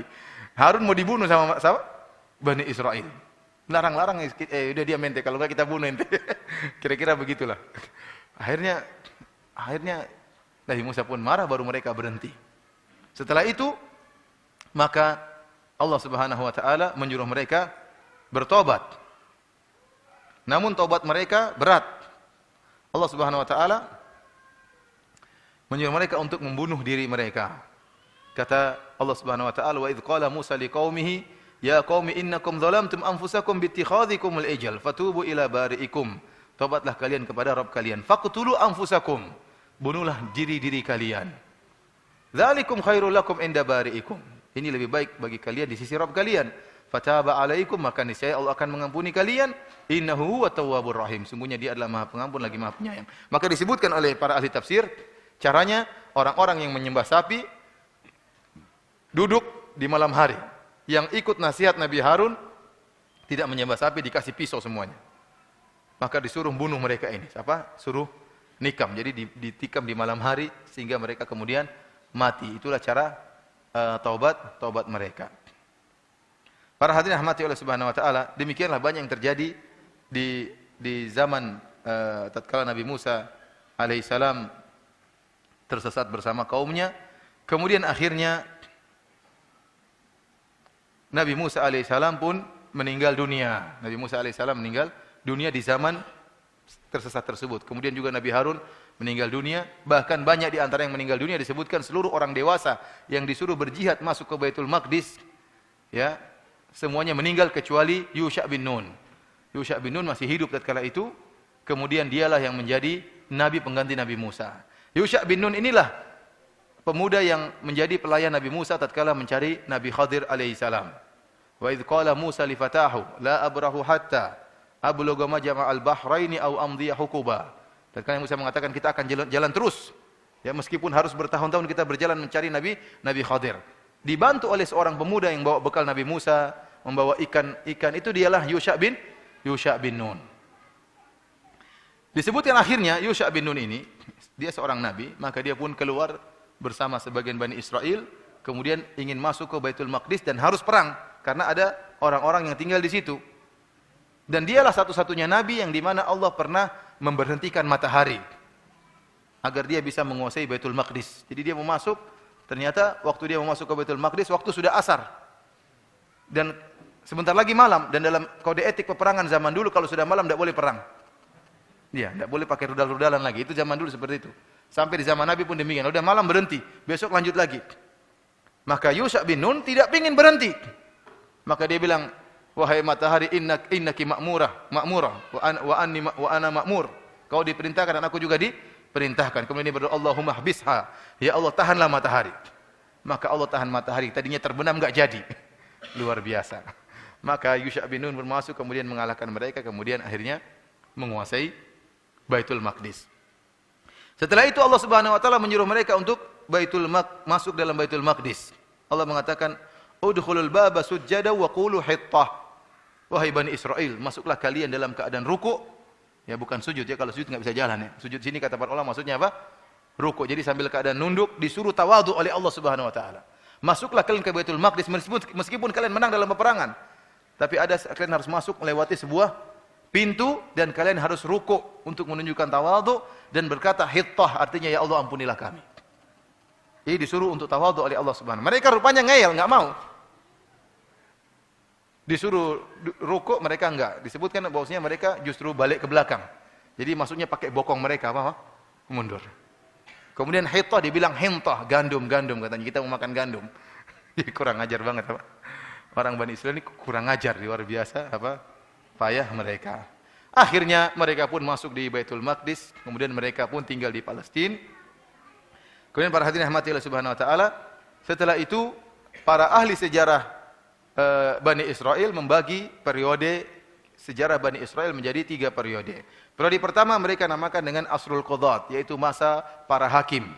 Jadi begitu Yusha bin Nun masuk di Palestina, maka dia membagi Bani Israel menjadi 12 kabupaten lah kira-kira, 12 tempat.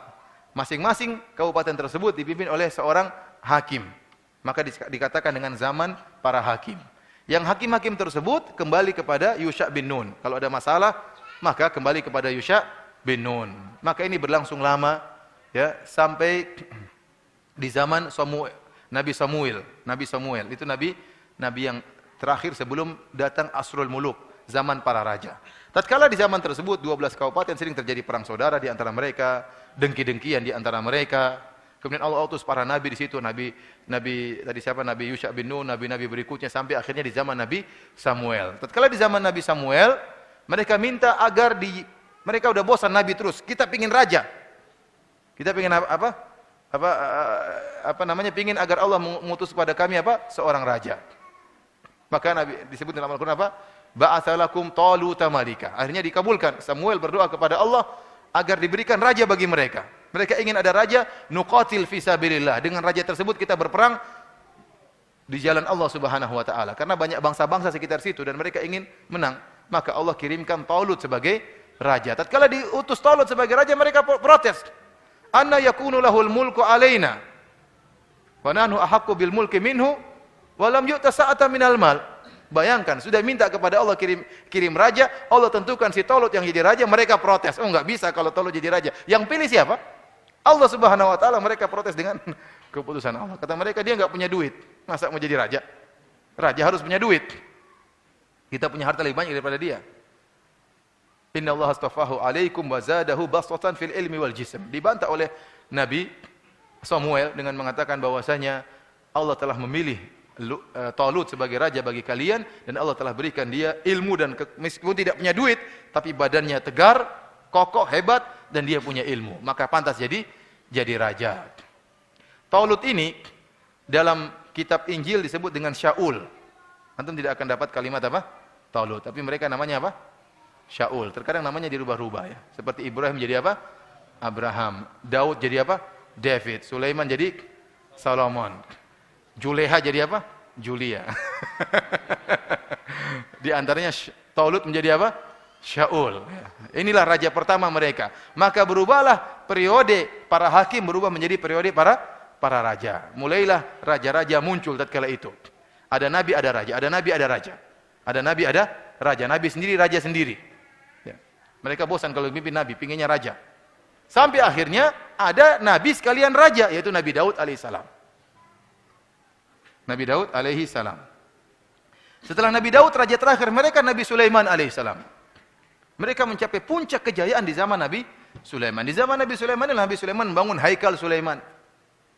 Apa Haikal Sulaiman? Posisinya di mana? Di Baitul Maqdis. Dibangunlah Haikal Sulaiman. Disitulah puncak kejayaan mereka. Namun para hadirin yang rahmati Allah Subhanahu wa taala, setelah Nabi Sulaiman meninggal, maka terjadilah perang saudara di antara mereka. Yang kemudian dikatakan oleh para ahli sejarah Yahudi, sejarawan Yahudi, mereka mengatakan maka masuk periode ketiga yang disebut Asr Inqisam Mamlakat Bani Israel. Zaman di mana terpecahnya kerajaan Yahudi. Terpecahlah menjadi dua. Ada dua orang yang ribut. Yang satu bernama Rohboam bin Sulaiman. Rohboam anaknya Sulaiman sama Yurboam bin Nubat. Dua orang ini ribut, sama-sama orang hebat. Setelah Nabi Sulaiman meninggal maka ributlah. Rohboam anaknya Sulaiman ya, ingin menggantikan posisi ayahnya. Siapa? Nabi Sulaiman. Dan dia bukan nabi, tapi Rohboam bukan nabi. Akhirnya orang-orang Yahudi mengatakan, iya, kau boleh jadi raja, tapi syaratnya seluruh kewajiban-kewajiban yang Sulaiman wajibkan kepada kita dihapus. Protes mereka. Jadi mau demo sama Nabi Sulaiman enggak berani, demo sama anaknya. Ya. Boleh kau jadi raja, tapi semua hukum-hukum yang telah diwajibkan oleh Sulaiman tolong dihapus. Akhirnya Rohboam karena dia taat kepada ayahnya, dia tidak mau. Akhirnya dia pun bikin kerajaan sendiri.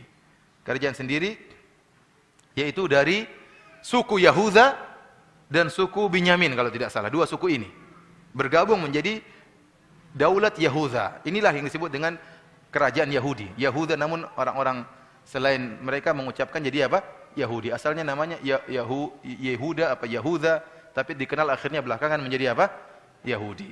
Jadi dari dua suku suku Binyamin sama suku Yahuda. Sementara 10 suku yang lainnya bergabung bersama Yurboam bin Nubat, membuat kerajaan namanya Daulat Israel, kerajaan Israel. Maka terpecahlah menjadi dua kerajaan. Setelah itu, setelah terpecah menjadi dua kerajaan, ya, maka sering terjadi perkelahian di antara mereka, dua kerajaan yang bersaudara ini. Saling berkelahi, kadang musuh-musuhan, kadang bekerja sama tatkala ada bangsa-bangsa lain yang ingin menyerang, mereka kerjasama, terkadang mereka perang-perangan, terkadang mereka kerjasama. Dan ini ratusan tahun berlaku, sampai akhirnya datanglah suku-suku luar menghancurkan kerajaan Yahuda. Kemudian juga menghancurkan kerajaan Israel. Akhirnya mereka terusir dari Dari Palestina. Kemudian datang, entah disebutkan dalam sejarah, pertama raja ini, kemudian raja ini, raja Babel, raja Bukhtanasar mengusir mereka, kemudian dia menghancurkan Haikal Sulaiman. Ya. Disitulah zaman di mana Taurat hilang, ya, mereka carut marut ke sana ke sini, dan itu sejarahnya antum bisa baca di Injil. Mereka sebutkan di Injil. Allah alam sejarah itu benar atau tidak, tapi termaktub dalam kitab perjanjian lama disebutkan tentang kisah perjalanan bagaimana kondisi orang-orang Yahudi setelah itu. Kemudian akhirnya datang juga Farain Mesir. Datanglah orang Mesir menguasai apa? Menguasai Palestina. Ya. Kemudian datang lagi raja yang lain. Setelah mereka masuk ke situ Palestina, Mesir masuk ke Palestina, diusirlah orang-orang Yahudi. Kemudian datang lagi raja berikutnya dari Persia. Tatkala datang seorang raja, saya sebut lupa namanya, dari Persia datang, kemudian Yahudi dipanggil lagi kembali untuk tinggal di mana? Di Palestina. Kemudian datang lagi raja berikutnya, yaitu dari Romawi, maka diusirlah raja dari Persia ini, kemudian Bani Israel pun diusir dan disiksa, kemudian Haikal Sulaiman dihancurkan untuk kedua kalinya. Tinggal satu tembok saja yang tidak dihancurkan, hanya diizinkan orang Yahudi untuk datang ke tembok tersebut setahun sekali. Yang sekarang dikatakan dengan apa? Tembok apa? Tembok tangisan, tembok apa? Ratapan, tembok ratapan. Itulah sisa dari Haikal Sulaiman yang masih tersisa. Yang lain semua sudah dihancurkan. Dari sini para hadirin rahmatillah subhanahu wa ta'ala, apa yang digembar-gemborkan di internet, bahwasanya ada seorang ilmuwan dari Indonesia yang mengatakan bahwasanya Haikal Sulaiman itu adalah Borobudur. Ini konyol yang paling parah ini. Ya, jadi katanya Haikal Sulaiman itu adalah Borobudur. Kita bilang enggak benar. Ditemukan kembali Haikal Sulaiman. Kalau itu Haikal Sulaiman, maka tentunya orang-orang Israel akan ke sini, ya. Ingin merebut apa? Borobudur. Kemudian mana buktinya itu Haikal Sulaiman? Seharusnya kalau itu dulu Haikal Sulaiman, pasti ada keturunan Yahudi di sana, di mana? Magelang. Pasti banyak orang hidung-hidung mancung, ini pesek-pesek terus, pastinya tidak ada yang gaya-gaya Yahudi. Semuanya orang Indonesia seperti kita sama-sama. Ya. Oleh karena itu kedustaan, dan ini kekonyolan. Ya. Jangan sampai ketahuan sama negara luar, ada ilmuwan goblok dari Indonesia seperti itu. Gimana Haikal Sulaiman di Borobudur? Bahkan saya yakin bahwasanya Borobudur itu dulu adalah orang-orang musyrikin karena patung-patung. Orang-orang musyrikin, kemudian Allah siksa mereka dengan dibenamkan di dalam tanah. Kemudian sekarang digali lagi untuk dihidupkan lagi kesyirikan yang pernah ada. Itu bukan Haikal Sulaiman. Haikal Sulaiman di Israel, ma'ruf. Makanya orang Yahudi datang setiap tahun menangis di tembok tersebut, dan mereka ingin mendirikan negara Israel Raya. Harus dibangun di atas haikal tersebut. Itu yang mereka yakini. Maka mereka berusaha untuk menguasai Palestina. Karena itu awal dari kerajaan mereka secara agama, mereka yakin itulah awal kejayaan mereka dengan menguasai Haikal Sulaiman, membangun kembali kerajaan Sulaiman. Dari sini apa yang dikatakan oleh sebagian orang tokoh agama Indonesia yang mengatakan pertempuran antara kaum Palestina, antara kaum muslimin dengan orang Yahudi hanya pertempuran saudara. Ini tidak benar, peperangan saudara. Ini kedustaan besar. Karena orang-orang Yahudi mereka berperang bukan karena agama mereka berperang, itu tidak. Karena mereka ingin mendirikan apa? Haikal Sulaiman. Dan sejak kapan orang-orang Arab Palestina pernah bersaudara sama orang-orang Yahudi? Secara bangsa saja berbeda. Ini bangsa Israel, ini bangsa Yahudi. Bagaimana mereka pernah bersaudara? Kemudian dikatakan, kecuali kalau kita misalnya di Banjarmasin ada satu nenek moyang kemudian berkelahi, ya mungkin. Ini enggak. Ini bangsa lain, ini bangsa lain. Kemudian bagaimana dikatakan bersaudara? Dan pernyataan seperti ini berbahaya. Tatkala dikatakan ini perang saudara, seakan-akan sudahlah, enggak usah dipedulikan. Seakan-akan kita enggak usah bantu, padahal saudara-saudara kita sedang apa? Dibantai. Dia bilang bahwasanya ini perang yang didirikan, yang diserukan oleh orang Yahudi, perang agama bukan perang saudara. Karena mereka ingin menguasai apa? Palestina, dan ingin mendirikan Haikal Sulaiman. Ala kulli hal, akhirnya orang Yahudi berulang-ulang ditindas oleh bangsa-bangsa lain sampai akhirnya pada tahun 1700 kalau tidak salah 1700-an, ya, maka ada seorang yang punya ide untuk mengumpulkan orang-orang Yahudi untuk kembali lagi ke Israel, merebut kembali Israel, sampai akhirnya pada tahun kalau nggak salah 1940 berdirilah Israel Raya dengan bantuan Inggris sebelumnya, kemudian bantuan Amerika, maka berdirilah negara apa? Israel Raya sekarang ini. Ya, dan itulah sejarah Yahudi, ya, yang bisa saya sampaikan pada kesempatan pagi hari ini. Allah Ta'ala alam bisawab. Ada yang bertanya?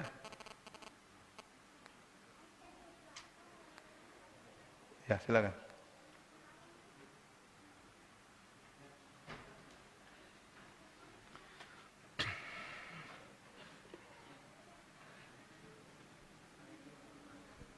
Assalamualaikum warahmatullahi wabarakatuh. Waalaikumsalam. Ustaz, kalau saya tidak salah di surat Al-Isra ayat 4 dan 5, Ustaz. Iya. Ayat berapa? Ayat 4 dan 5 kalau tidak salah sesungguhnya Bani Israel, apakah ayat itu memang ditujukan buat Bani Israel atau tidak, akan jatuh 2 kali, Ustaz? Mengalami kejatuhan 2 kali kalau saya tidak salah. Apakah itu memang, kalau memang itu benar terjadi, itu terjadi sesudah pada saat dulu atau memang akan terjadi kemudian menurut ayat itu? Wa qadayna ila bani Israila fil kitab la tufsiduna fil ardi marratain wa la ta'luna uluwan kabira. Sekarang, Ustaz. Ya. Dalam surat Bani Israil ayat 4. Saya belum baca tafsirannya ya. Saya belum baca tafsirannya. Nanti kita bisa baca dalam tafsir Ibnu Katsir. Karena memang disebutkan bahwasanya kalian akan membuat kerusakan di atas muka bumi 2 kali. Apakah terbatas hanya 2 kali ataukah Allah menceritakan tentang suatu kejadian? Apakah ada yang ketiga atau 4 kalinya? Ya. Ada pertanyaan yang lain? Insyaallah kita cari jawabannya. Apa maksud dari ayat tersebut? Wallahu alam, saya belum tahu, saya belum pernah baca. Kalau ada yang tanya yang lain silakan. Pernah mendengar bahwa Raja Firaun ini pada saat dia Raja apa? Siapa yang ini? Firaun yang pada saat di tengah laut sudah sakit ya, mau bertobat katanya. Mau bertobat ya. Iya, itu gimana? Iya, dalam Al-Qur'an Allah sebutkan falamma adrakahul gharaqu qala amantu annahu la ilaha illa alladhi amanat bihi banu Israil wa ana minal muslimin. Tatkala dia akan tenggelam, dia mengatakan la ilaha illallah. Dia mengatakan amantu annahu la ilaha illa alladhi amanat bihi banu Israil. Aku beriman bahwasanya tidak ada sembahan yang berhak disembah kecuali Tuhannya Bani Israil. Jadi sebelum meninggal dia mengucapkan la ilaha illallah. Tapi ucapannya tersebut tidak bermanfaat. Karena Nabi SAW mengatakan innallaha yaqbalu taubatal abdi ma lam yugharghir. Allah menerima taubat seorang hamba tatkala nyawa belum di kerongkongan. Itu kematian sudah di depan dia, kemudian dia mengucapkan la ilaha illallah. Dalam riwayat disebutkan malaikat Jibril tatkala lihat dia mengucapkan la ilaha illallah, maka malaikat Jibril mengambil semacam tanah dari pasir, dari pantai atau dari laut, maka dimasukkan ke dalam mulut Firaun supaya tidak banyak omong. Kalau dia bilang saya khawatir tasbiquhu rahmatullah. Kalau dia banyak omong, ya Allah ampuni, ampuni, Allah nanti bisa ampuni. Dia malaikat Jibril enggak mau dia diampuni. Mati aja kamu. Dalam riwayat disebutkan begitu. Akhirnya dia pun mati dan tidak diampuni karena memang sudah lewat waktunya. Sudah lewat waktunya dan dia meninggal dalam mengucapkan apa? La ilaha illallah, namun bukan pada waktunya. Inilah kenapa Ibnu Arabi dalam kitabnya Fususul Hikam mengatakan Fir'aun masuk surga. Kenapa dia meninggal dalam mengucapkan apa? La ilaha illallah. Ini kesesatan. Kalau Fir'aun masuk surga, apalagi kita, jelas masuk surga. Fir'aun aja masuk surga, yang ngaku Tuhan. Apa? Istri Fir'aun, iya, istri Fir'aun tadi, ya, baik. Asa ayam fa'ana, kata para ulama, asa ayam fa'ana, semoga dia bermanfaat bagi kami. Dan benar bermanfaat, dia beriman kepada Nabi Musa alaihissalam di kemudian hari.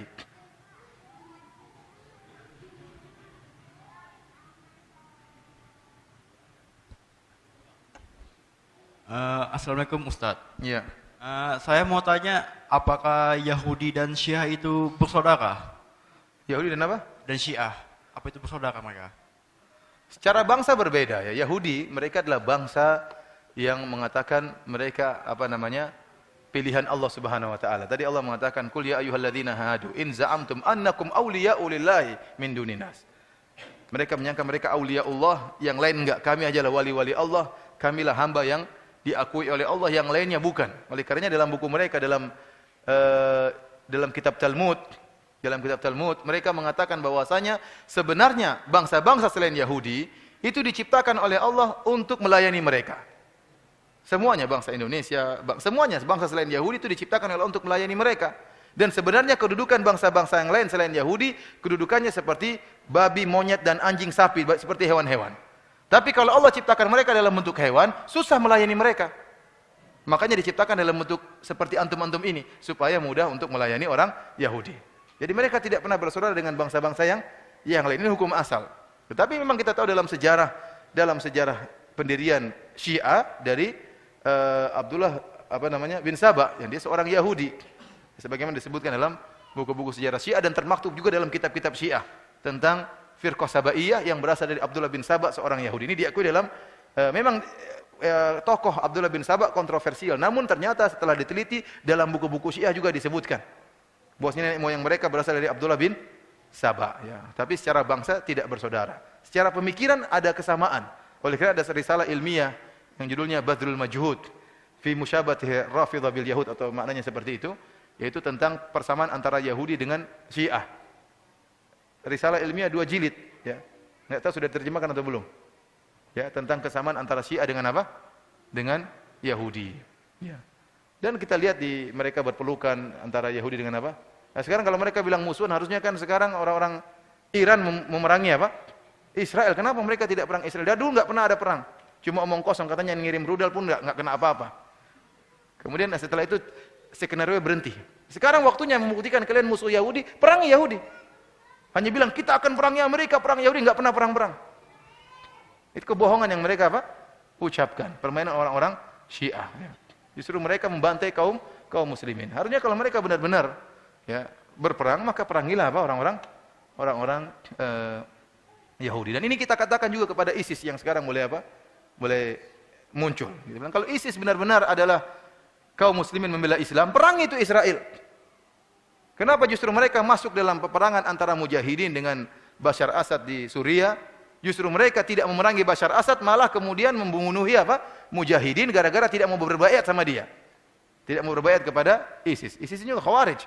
Mengkafirkan orang-orang yang tidak membaiat kepada dia. Mengerikan pemikiran mereka. Yang tidak baiat maka dikafirkan. Dan dia mengatakan, saya adalah pimpinan kaum muslimin seluruh dunia. Kan ngeri. Kita katakan kepada ISIS, kamu sudah kedahuluan Islam Jamaah. Islam Jamaah sudah khalifah sejak dulu. Tahu Islam Jamaah enggak? LDI. LDI kan punya raja kan? Rajanya lebih dahulu daripada raja ISIS. Kasih tahu tuh rajanya ISIS untuk berbaiat sama raja Indonesia Islam Jamaah. Ya. Karena LDI lebih dahulu. ISIS enggak tahu, makanya perlu kasih tahu informasi. Siapa tahu kalau dia tahu, dia, oh saya salah ternyata. Dia baiat sama LDI. Dan telah muncul juga raja-raja yang lain.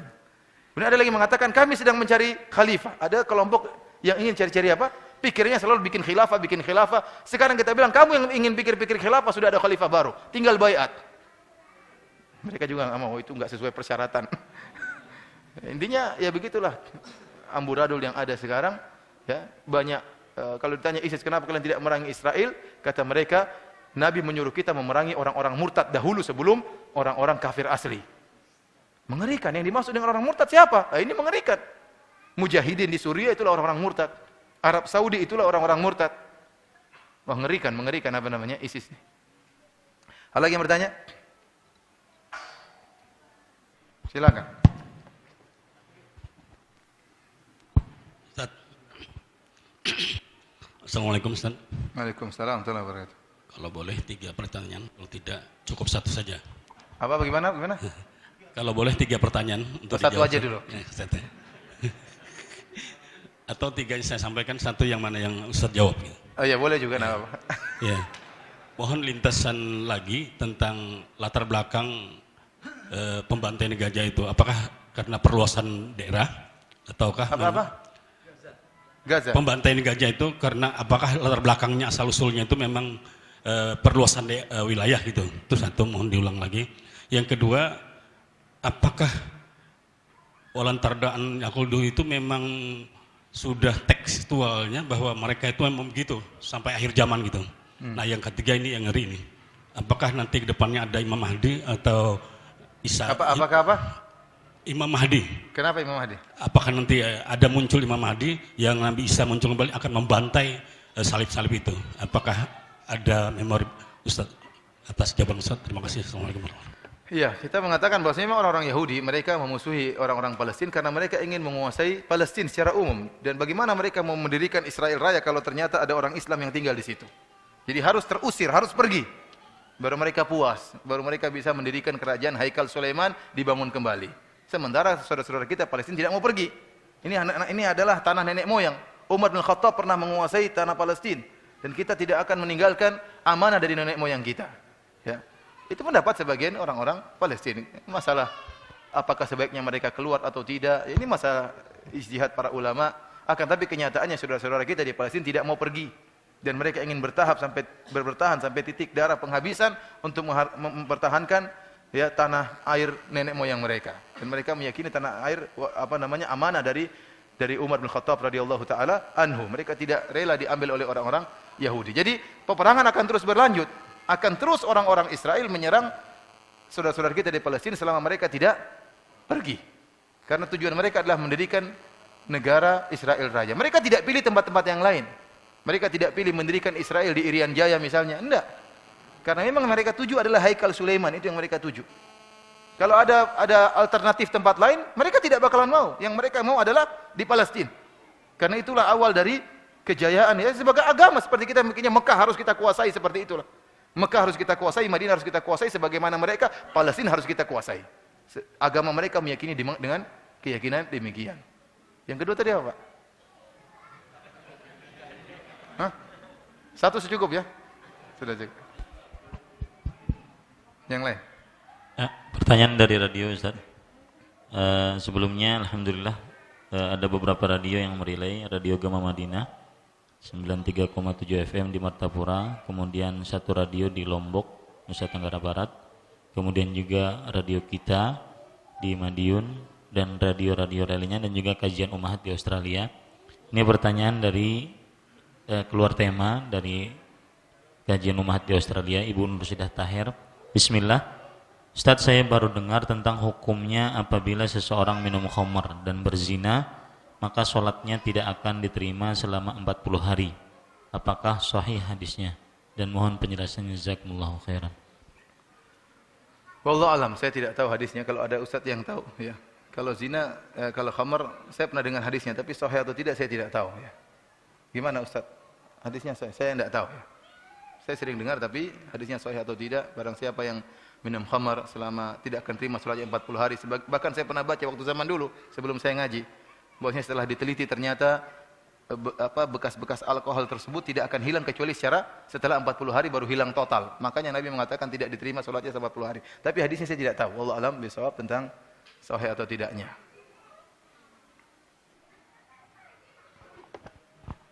Assalamualaikum warahmatullahi wabarakatuh. Ya, waalaikumsalam warahmatullahi wabarakatuh. Ya Ustadz, saya mau tanya apakah di Yerusalem itu Masjidil Aqsa itu bangunannya bertepatan dengan Haikal Sulaiman tidak? Allah alam, saya belum pernah ke sana. Saya belum pernah ke sana. Tapi daerah sekitar situ, di daerah masjid itu, lingkungan situ. Situ ada tembok ratapan tadi itu, ya. Tembok ratapan. Tapi persisnya saya tidak tahu, saya nggak pernah ke sana. Ya, dari satu radio di Lombok, Nusa Tenggara Barat. Assalamualaikum warahmatullahi wabarakatuh. Saya mendengar kajian tentang dilarangnya berjualan di dalam masjid dan mendoakannya kejelekan. Pertanyaannya, apakah di depannya kita mendoakan kejelekan orang yang melakukan jual beli di dalam masjid atau di waktu yang lain? Syukran Ustaz. Allah alam, saya tidak tahu.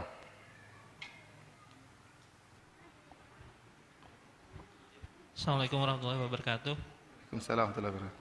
Saya ingin bertanya masalah sejarah Masjid Al-Aqsa, Ustaz, siapa yang mendirikannya? Yang kedua, di sana ada dua masjid yang berdekatan antara Masjid Dome of the Rock dan Masjid Al-Aqsa. Mana bertanya? Yang bertanya mana? Oh iya. Ada dua masjid yang berdekatan. Nah itu kadang-kadang bagi orang awam membingungkan gitu. Sebagian orang yang tahu bahwa Masjid Al-Aqsa itu adalah Dome of Rock, tapi ternyata tidak gitu. Saya juga baru tahu bahwa itu bukan Masjid Al-Aqsa. Nah justru Masjid Al-Aqsa yang bangunan lama gitu, Ustaz. Nah itu jaraknya mungkin kalau jaraknya begitu dekat, mengapa masjid itu harus ada dua gitu, Ustaz? Malah justru menghilangkan Masjid Al-Aqsa itu seakan hilang oleh Dome of Rock itu, Ustaz. Ya, terima kasih. Warahmatullahi wabarakatuh. Waalaikumsalam. Wallahu alam, saya tidak tahu. Saya tidak tahu. Tanyakan kepada orang yang pernah ke sana. Ada sebagian ustaz-ustaz alhamdulillah pernah ke sana, pernah ngobrol sama orang sana. Saya tidak tahu, wallahu alam. Saya baru tahu dari antum. Secara namanya saya baru tahu. Tadi namanya apa? Bro Prof apa tadi? Saya juga baru tahu. Iya, saya enggak tahu. Terus terang saya tidak tahu. Saya enggak tahu. Ada yang lain yang saya tahu? Assalamualaikum warahmatullahi wabarakatuh. Waalaikumsalam warahmatullahi wabarakatuh. Ustadz, ini ada pertanyaan mengenai pendapat bahwa dikatakan yang jahat antara Yahudi, ya di Yahudi itu sebenarnya yang jahat itu dikatakan gerakan Zionis. Sedangkan orang-orang Yahudi itu belum tentu jahat katanya, seperti Belum itu. tentu apa? Belum tentu jahat semuanya. Belum tentu Yahudi asli. Ya, Yahudi katanya dikatakan seperti jahat. sekarang di Gaza ada relawan Yahudi katanya begitu. Nah, bagaimana tanggapan kita terhadap orang-orang yang Yahudi secara umum? Assalamualaikum warahmatullahi wabarakatuh. Waalaikumsalam warahmatullahi wabarakatuh. Yahudi secara umum adalah bangsa yang bejat ya. Bangsa yang dikatakan adalah maghdub alaihim. Yang dilaknat dimurkai oleh Allah Subhanahu wa taala, dan telah kita jelaskan bagaimana nenek moyang mereka begitu suka membangkang ya. Dan sering mereka mengakali syariat Allah Subhanahu wa taala. Ini dijelaskan dalam Al-Qur'an dan juga dalam hadis-hadis Nabi. Contohnya dalam Al-Qur'an Allah menjelaskan tentang tatkala Allah melarang mereka untuk mengambil ikan pada hari Sabtu. Was'alhum 'anil qaryati allati kanat hadratal bahri idh ya'duna fi sabti idh ta'tihim hitanuhum yawma sabtihim syurra'a wa yawma la yasbituna la ta'tihim kadzalika nabluhum bima kanu yafsukun. Tanyakanlah kepada orang-orang Yahudi tentang nenek moyang mereka. Jadi orang Yahudi bangga dengan nenek moyang mereka, maka Allah katakan tanyakan tentang nenek moyang mereka yang kurang ajar. Tatkala mereka melakukan pelanggaran pada hari Sabtu, tatkala mereka dilarang untuk mencari ikan pada hari Sabtu, maka mereka pintar. Mereka pasang jaring pada hari Jumat, kemudian ikannya pada hari Sabtu masuk sendiri ke jaring, maka hari Minggu mereka ambil ikan-ikan tersebut. Tadinya mereka bersabar, mereka nunggu ya, mencari ikan. Allah beri kesempatan waktu yang panjang. Dari Senin, Selasa, Rabu, Kamis, Jumat, kemudian Ahad, Sabtu jangan. Yang jadi masalah pada hari-hari selain Sabtu, ikannya sedikit atau tidak ada. Pada waktu hari Sabtu ikannya banyak. Bahkan loncat-loncat ya, di depan mereka, ngejek. Ikannya banyak, akhirnya mereka cari akal bagaimana agar syariat Allah bisa diakali. Akhirnya mereka pasang jaring pada hari apa? Jumat, dan hari Ahadnya baru diambil. Kalau kita debat mereka mengatakan yang penting Allah larang kerja pada hari Sabtu. Hari Sabtu kita libur. Tapi kalian ambil ikan, ikannya salah sendiri masuk di jaring. Makanya Allah merubah mereka menjadi monyet. Mereka dirubah menjadi apa? Monyet. Kata para ulama di antara hikmahnya karena apa yang mereka lakukan sangat mirip dengan kebenaran namun kebatilan. Apa yang mereka lakukan dengan pasang jaring pada hari Jumat kemudian diambil pada hari Ahad itu mirip dengan kebenaran, seakan-akan mereka tidak salah.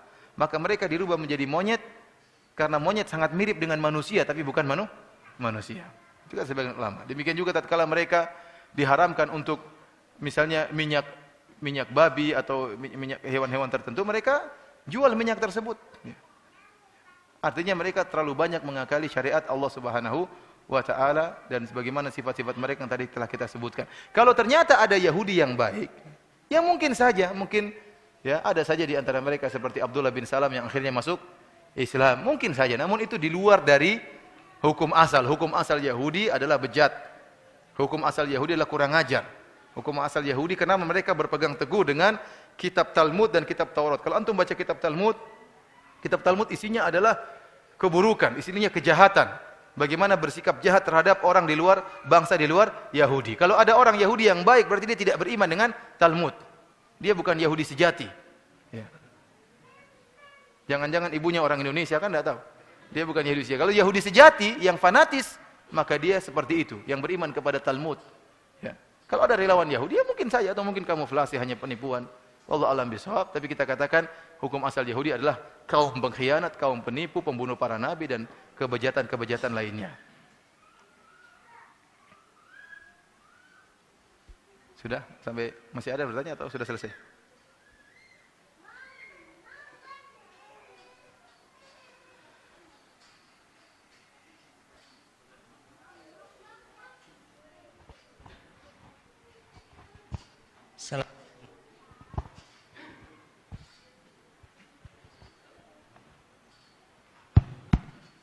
Assalamualaikum warahmatullahi wabarakatuh. Waalaikumsalam. Ini Ustaz. Ya, silakan. Jadi yang saya ingin tanyakan, ya, kita kan mengenal perperangan terjadi di Gaza itu luar biasa. ada info terbaru bahkan sampai keluarga begitu dihancurkan tidak mengenal lagi ini yang mana letak titik Hamas, tapi semua keluarga dihancurkan. Yang saya ingin tanyakan, begitu sedihnya melihat seperti itu, apakah ada dari negara-negara Arab Saudi atau yang negara-negara Arab untuk bersatu melindungi negara rakyat di Gaza sana yang mungkin kita mungkin merasa wah, ini pengen berjihad Ustaz, pengen berjihad karena mungkin melihat keadaan di sana, tapi apakah ini juga diperbolehkan atau tidak saya tidak tahu. Tapi yang saya pikir apakah ada dari negara-negara Arab untuk bersatu melindungi saudara-saudara Muslim kita di Gaza yang mungkin informasinya bisa didapat dari teman-teman yang mungkin di negara Arab sana. Terima kasih Ustaz. Saya tidak tahu ada bantuan secara militer, artinya secara mengirim pasukan untuk berperang membela Palestina melawan Yahudi. Saya tidak tahu ada bantuan dari Arab, tapi yang saya tahu cuma bantuan berupa materi. Ya. Materi jelas ada, jelas banyak ya. Jelas banyak. Dan itu yang dibutuhkan oleh saudara-saudara kita adalah bantuan apa? Materi, obat-obatan, makanan, persenjataan, itu yang dibutuhkan. Tapi kalau bantuan secara mengirim pasukan, saya tidak tahu ada dari negara manapun yang dikirim ke Palestina. Allah alam bisawab.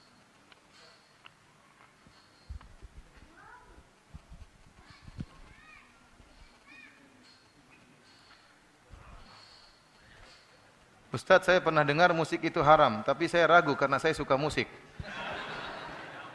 Tolong penjelasan dalil tentang pengharaman musik. Ini dalil haram musik ya, di antaranya dalam surat Luqman, ya minan nasi may yashtari lahwal hadithi liyudhilla an sabilillah.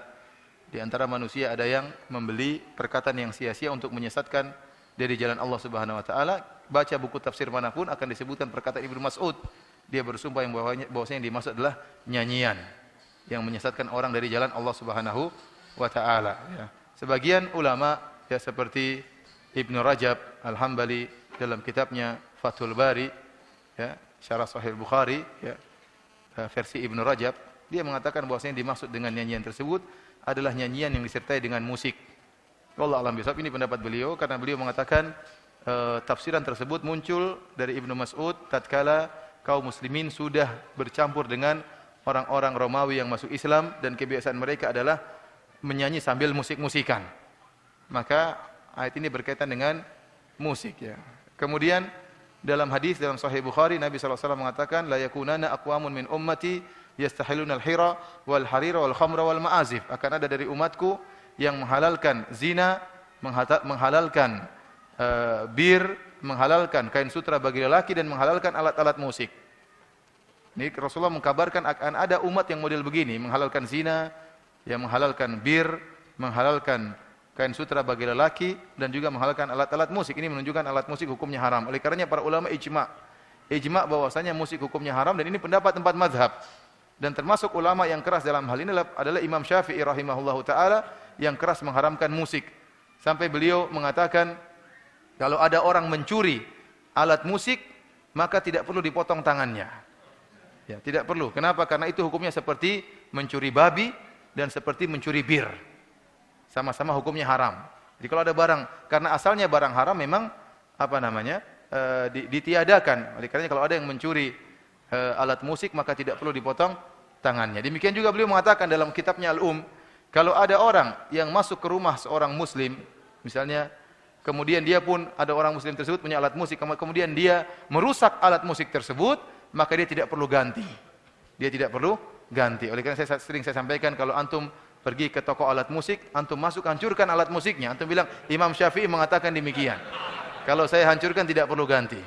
Kata dia tidak usah ganti tapi tolong masuk kantor polisi ya. Ini pendapat Imam Syafi'i. Oleh karena semuanya ulama 4 mazhab semuanya mengharamkan apa? Musik. Dan kenyataannya musik ya adalah melalaikan. Kita semua tahu musik apa? Melalaikan. Dan barang siapa yang berusaha beribadah dengan alat musik atau berdakwah dengan alat musik ya, maka dia telah meniru-niru orang-orang Nasrani. Dan Rasulullah SAW mengatakan man tasyabbaha biqaumin fahuwa minhum. Barang siapa meniru suatu kaum termasuk dari golongan tersebut. Orang-orang Nasrani lah yang beribadah dengan menggunakan apa? Alat-alat musik ya. Akhirnya apa? Ada nada dan dakwah misalnya. Lagi dakwah yang hadir laki-laki perempuan waktu joget-joget. Apakah dengan joget gini nambah iman ya ikhwan? Pikir sendirilah. Orang joget-joget nambah iman, nambah teler bukan nambah iman.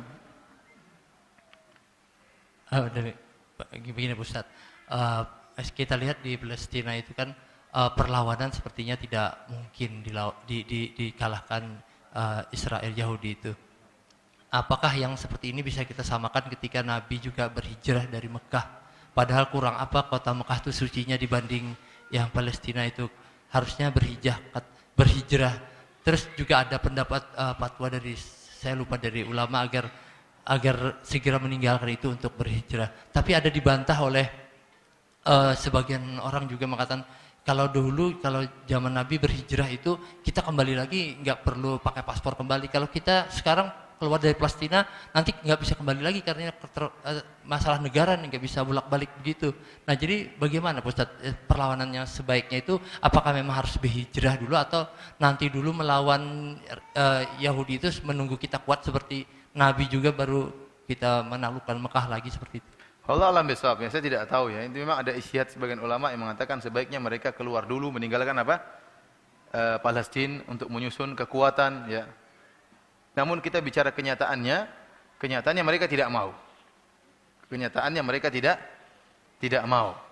Dan kita katakan tatkala mereka tidak mau, maka tetap kita harus membantu mereka. Adapun seharusnya mereka pergi atau tidak, wallahu alam bisawab, itu urusan ulama. Namun kita bicara kenyataan yang ada, mereka tidak mau apa? Pergi.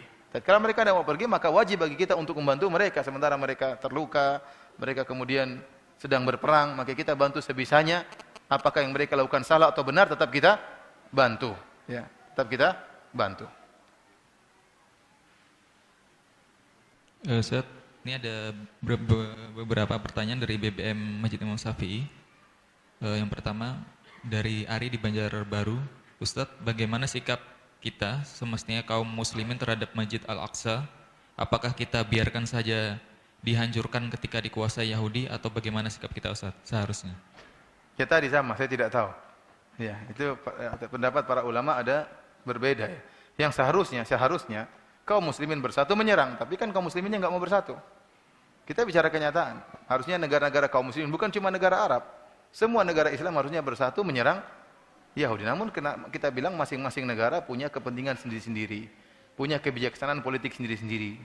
Dan tidak bisa siapa kita kemudian mau menyampaikan kepada mereka. Kita bicara tentang kenyataan yang ada. Ya, kenyataan yang ada, tidak ada persatuan kaum muslimin untuk bekerja sama menyerang orang-orang Israel, dan kenyataan yang ada, orang-orang Palestina, saudara-saudara kita tidak mau meninggalkan apa? Palestina, dan mereka rela untuk meninggal sampai titik darah penghabisan untuk mempertahankan tanah mereka. Dan mereka tidak mau diusir dari tanah mereka. Maka kewajiban kita yang bisa kita lakukan semaksimal mungkin adalah memberi bantuan kepada mereka. Ya. Yang mereka lakukan benar atau salah itu urusan Allah Subhanahu wa taala. Ya, mungkin satu lagi Ustaz dari BBM juga. Ya. Ustaz, tadi disebutkan bangsa Yahudi dikutuk menjadi kera. Kapan periode itu terjadi Ustaz? Wallahu alam bisawab, kapan mereka dijadikan kera, dijadikan monyet ya. Kunu qiradatan khasiin, jadilah kalian monyet-monyet yang hina ya. Ya, oleh karenanya tatkala orang-orang Yahudi di zaman Nabi sallallahu alaihi wasallam datang menemui Nabi, kemudian mereka mengatakan assalamu alaik, semoga kau cepat mampus wahai Muhammad. Jadi mereka harusnya assalam, lamnya mereka hilangkan. Mereka mengatakan assalamu alaik, yang artinya semoga kau cepat mati wahai Muhammad. Maka Rasulullah SAW mengatakan alaik, kamu juga. Maka Aisyah tatkala mendengar ini, Aisyah tidak sabar. Maka dia mengatakan kecelakaan bagi kalian wahai wa la'natullah alaikum ikhwata al-qiradata wal khanazir. Wahai orang-orang Yahudi, ya, saudara-saudaranya monyet-monyet dan babi-babi. Dan ini benar. Lihat perkataan Aisyah, perkataan yang benar. Jadi Aisyah mengatakan kalian dilaknat oleh Allah. Benar atau tidak? Ya benar. Mereka saudara-saudara babi-babi dan monyet-monyet, benar atau tidak? Aisyah lihat, Aisyah tidak mengatakan kalian keturunan babi-babi dan monyet-monyet, enggak. Karena memang kullu ummatin musikhat laisa laha naslun. Kata Nabi SAW, setiap umat yang dirubah jadi hewan tidak akan ada keturunannya. Jadi orang-orang Yahudi yang pernah nenek moyang berubah menjadi monyet dan babi tidak ada keturunannya. Ya.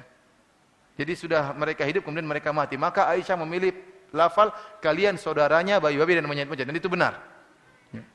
Oleh karenanya mereka pernah di nenek moyang mereka berubah menjadi babi-babi dan monyet-monyet, dan itu zaman sebelum Nabi SAW wasallam. Namun tepatnya di zaman Nabi siapa? Wallahu alam bisawab. Saya tidak tahu. Apakah gerakan boikot produk Yahudi dibenarkan? Ya, kita bilang, adapun kalau mau manfaatnya sangat besar, maka ini perlu pertimbangan dari keputusan pemerintah setempat. Ya, pemerintah setempat kalau menyerukan, maka kita memboikot dengan rame-rame. Tapi kalau kita ijtihad pribadi masing-masing, misalnya saya nggak mau minum, ya terserah masing-masing, silakan. Ya. Sebagaimana kita mending saya beli produk Indonesia daripada produk Cina, ya kan boleh-boleh saja, nggak jadi masalah. Tapi menyerukan harus nggak bisa. Karena itu kembali kepada yang mengukur kemaslahatannya adalah siapa? Pemerintah. Karena kita bekerja sama dengan bukan cuma Yahudi, juga orang kafir. Banyak produk-produk yang masuk dalam negeri kita, produk-produk orang kafir. Kita mengatakan tidak boleh kamu, misalnya nggak boleh kamu beli Kentucky misalnya, itu orang kafir, tapi dia pegang iPhone. Sama saja kan? Bedanya itu sama itu. Misalnya saya katakan gitu. Tapi kalau dia bilang, ya saya iPhone tapi itu nggak minimal kan mending saya beli ayam Indonesia. Ya terserah, itu bagus. Selama kau bisa mengurangi pembelian daripada produk-produk kafir, bagus. Tapi kita tidak berani mewajibkan kepada apa? Pada orang lain. Seperti ada yang bertanya, Syekh kita harus boikot terhadap produk-produk Amerika. Syekh itu tanya, kamu minumnya apa? Minum Pepsi. Sama saja. Minum Pepsi.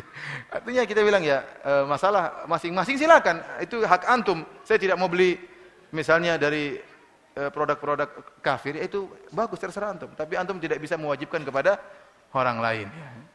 Karena masalah kemaslahatan kembali kepada yang bisa mengukurnya adalah pemerintah. Pemerintah yang bisa. Kalau pemerintah mengatakan boikot, berarti ada maslahatnya besar.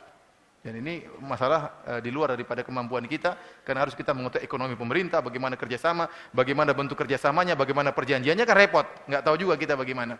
Jangan-jangan ada produk misalnya orang kafir, namun sebagian besarnya buat pemerintah kita, sebagian kecil buat mereka. Ya, ininya kita tidak tahu tentang perjanjian antara pemerintah dengan mereka.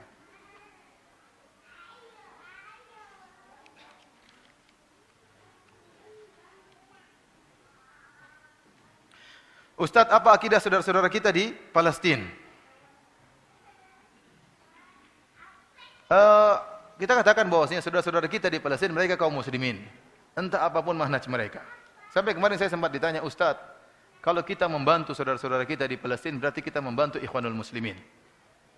Saya bilang, mau ikhwanul muslimin, mau apa, mereka sedang terus mereka dibiarin mati saja. Ya, ini enggak benar ini cara berpikir seperti ini. Ya. Mereka sedang dibantai, anak-anak sedang dibantai, orang sedang kelaparan, sedang mati, sedang kesakitan. Mereka ikhwan. Mereka manusia, bahkan manusia, yang penting manusia. Kita bantu, kita punya hati nurani, orang manusia perlu ditolong. Apalagi mereka muslim, mereka bukan orang kafir. Sampai pernah kejadian waktu gempa di Yogyakarta. Saya lihat daftar orang-orang ahlu sunnah yang hendak dibantu. Saya lihat ternyata cuma 6 orang yang hendak dibantu. Yang lainnya nggak usah dibantu. Ini gimana cara berpikir? Ngumpulin duit cuma 6 orang aja karena yang lain ahlul bid'ah. Ya gimana? Mereka mengatakan, sebenarnya mengatakan, alhamdulillah lihat itu Pondok Jamilur Rahman. Ya, itu karena maksiat akhirnya apa? Ada sebagian rumah-rumah yang hancur. Apa begitu hubungannya dengan namanya musibah mengenai siapa saja? Bahkan justru keajaiban di antara sebagian ikhwan-ikhwan, rumahnya hancur, dia di dalam ternyata ada kayu yang menahan begini. Sehingga semua hancur, namun dia tertahan dalam kayu sehingga dikeluarkan mereka dalam keadaan selamat. Jadi maksud saya bukan berarti kalau dia ahlul bid'ah misalnya atau menyelisih akidah kita kemudian tidak boleh kita bantu secara total. Kalau kita bantu berarti kita bermaksiat. Itu enggak benar pemikiran seperti ini. Bahkan kalau orang kafir misalnya, ada orang kafir tabrakan di Masjid Syafi'i, kita bantu enggak? Udah biar tewas saja nih. Yang kita bantu bahkan orang kafir, saya bilang kecelakaan kita bantu masukkan ke rumah sakit. Apalagi orang muslim. Ini pikiran manhaj seperti apa ini? Manhaj ngaco seperti ini. Ya. Dibiarin saja saudara kita tewas di sana, ya enggak benar seperti itu. Kan berarti melazimkan haram kan? Kalau kita bantu kaum muslimin di Palestina berarti membantu ikhwanul muslimin. Ini kan berarti haram membantu mereka. Ulama siapa yang berfatwa seperti itu? Ajib, saya heran. Ulama siapa seperti itu? Ulama tidak maksum ya ikhwan. Kalau ada satu orang ulama mengatakan demikian, mana puluhan ulama yang menyuruh bantu? Mana imam-imam haramain yang mendoakan tiap malam, mendoakan saudara-saudara kita di Palestina? Oleh karenanya, ini manhaj ngaco, yang tidak benar, yang menghilangkan rahmat dari hati kita kepada saudara-saudara kita, kaum muslimin. Jadi kita disuruh bengis semua sama orang-orang selain bermanhaj seperti mereka.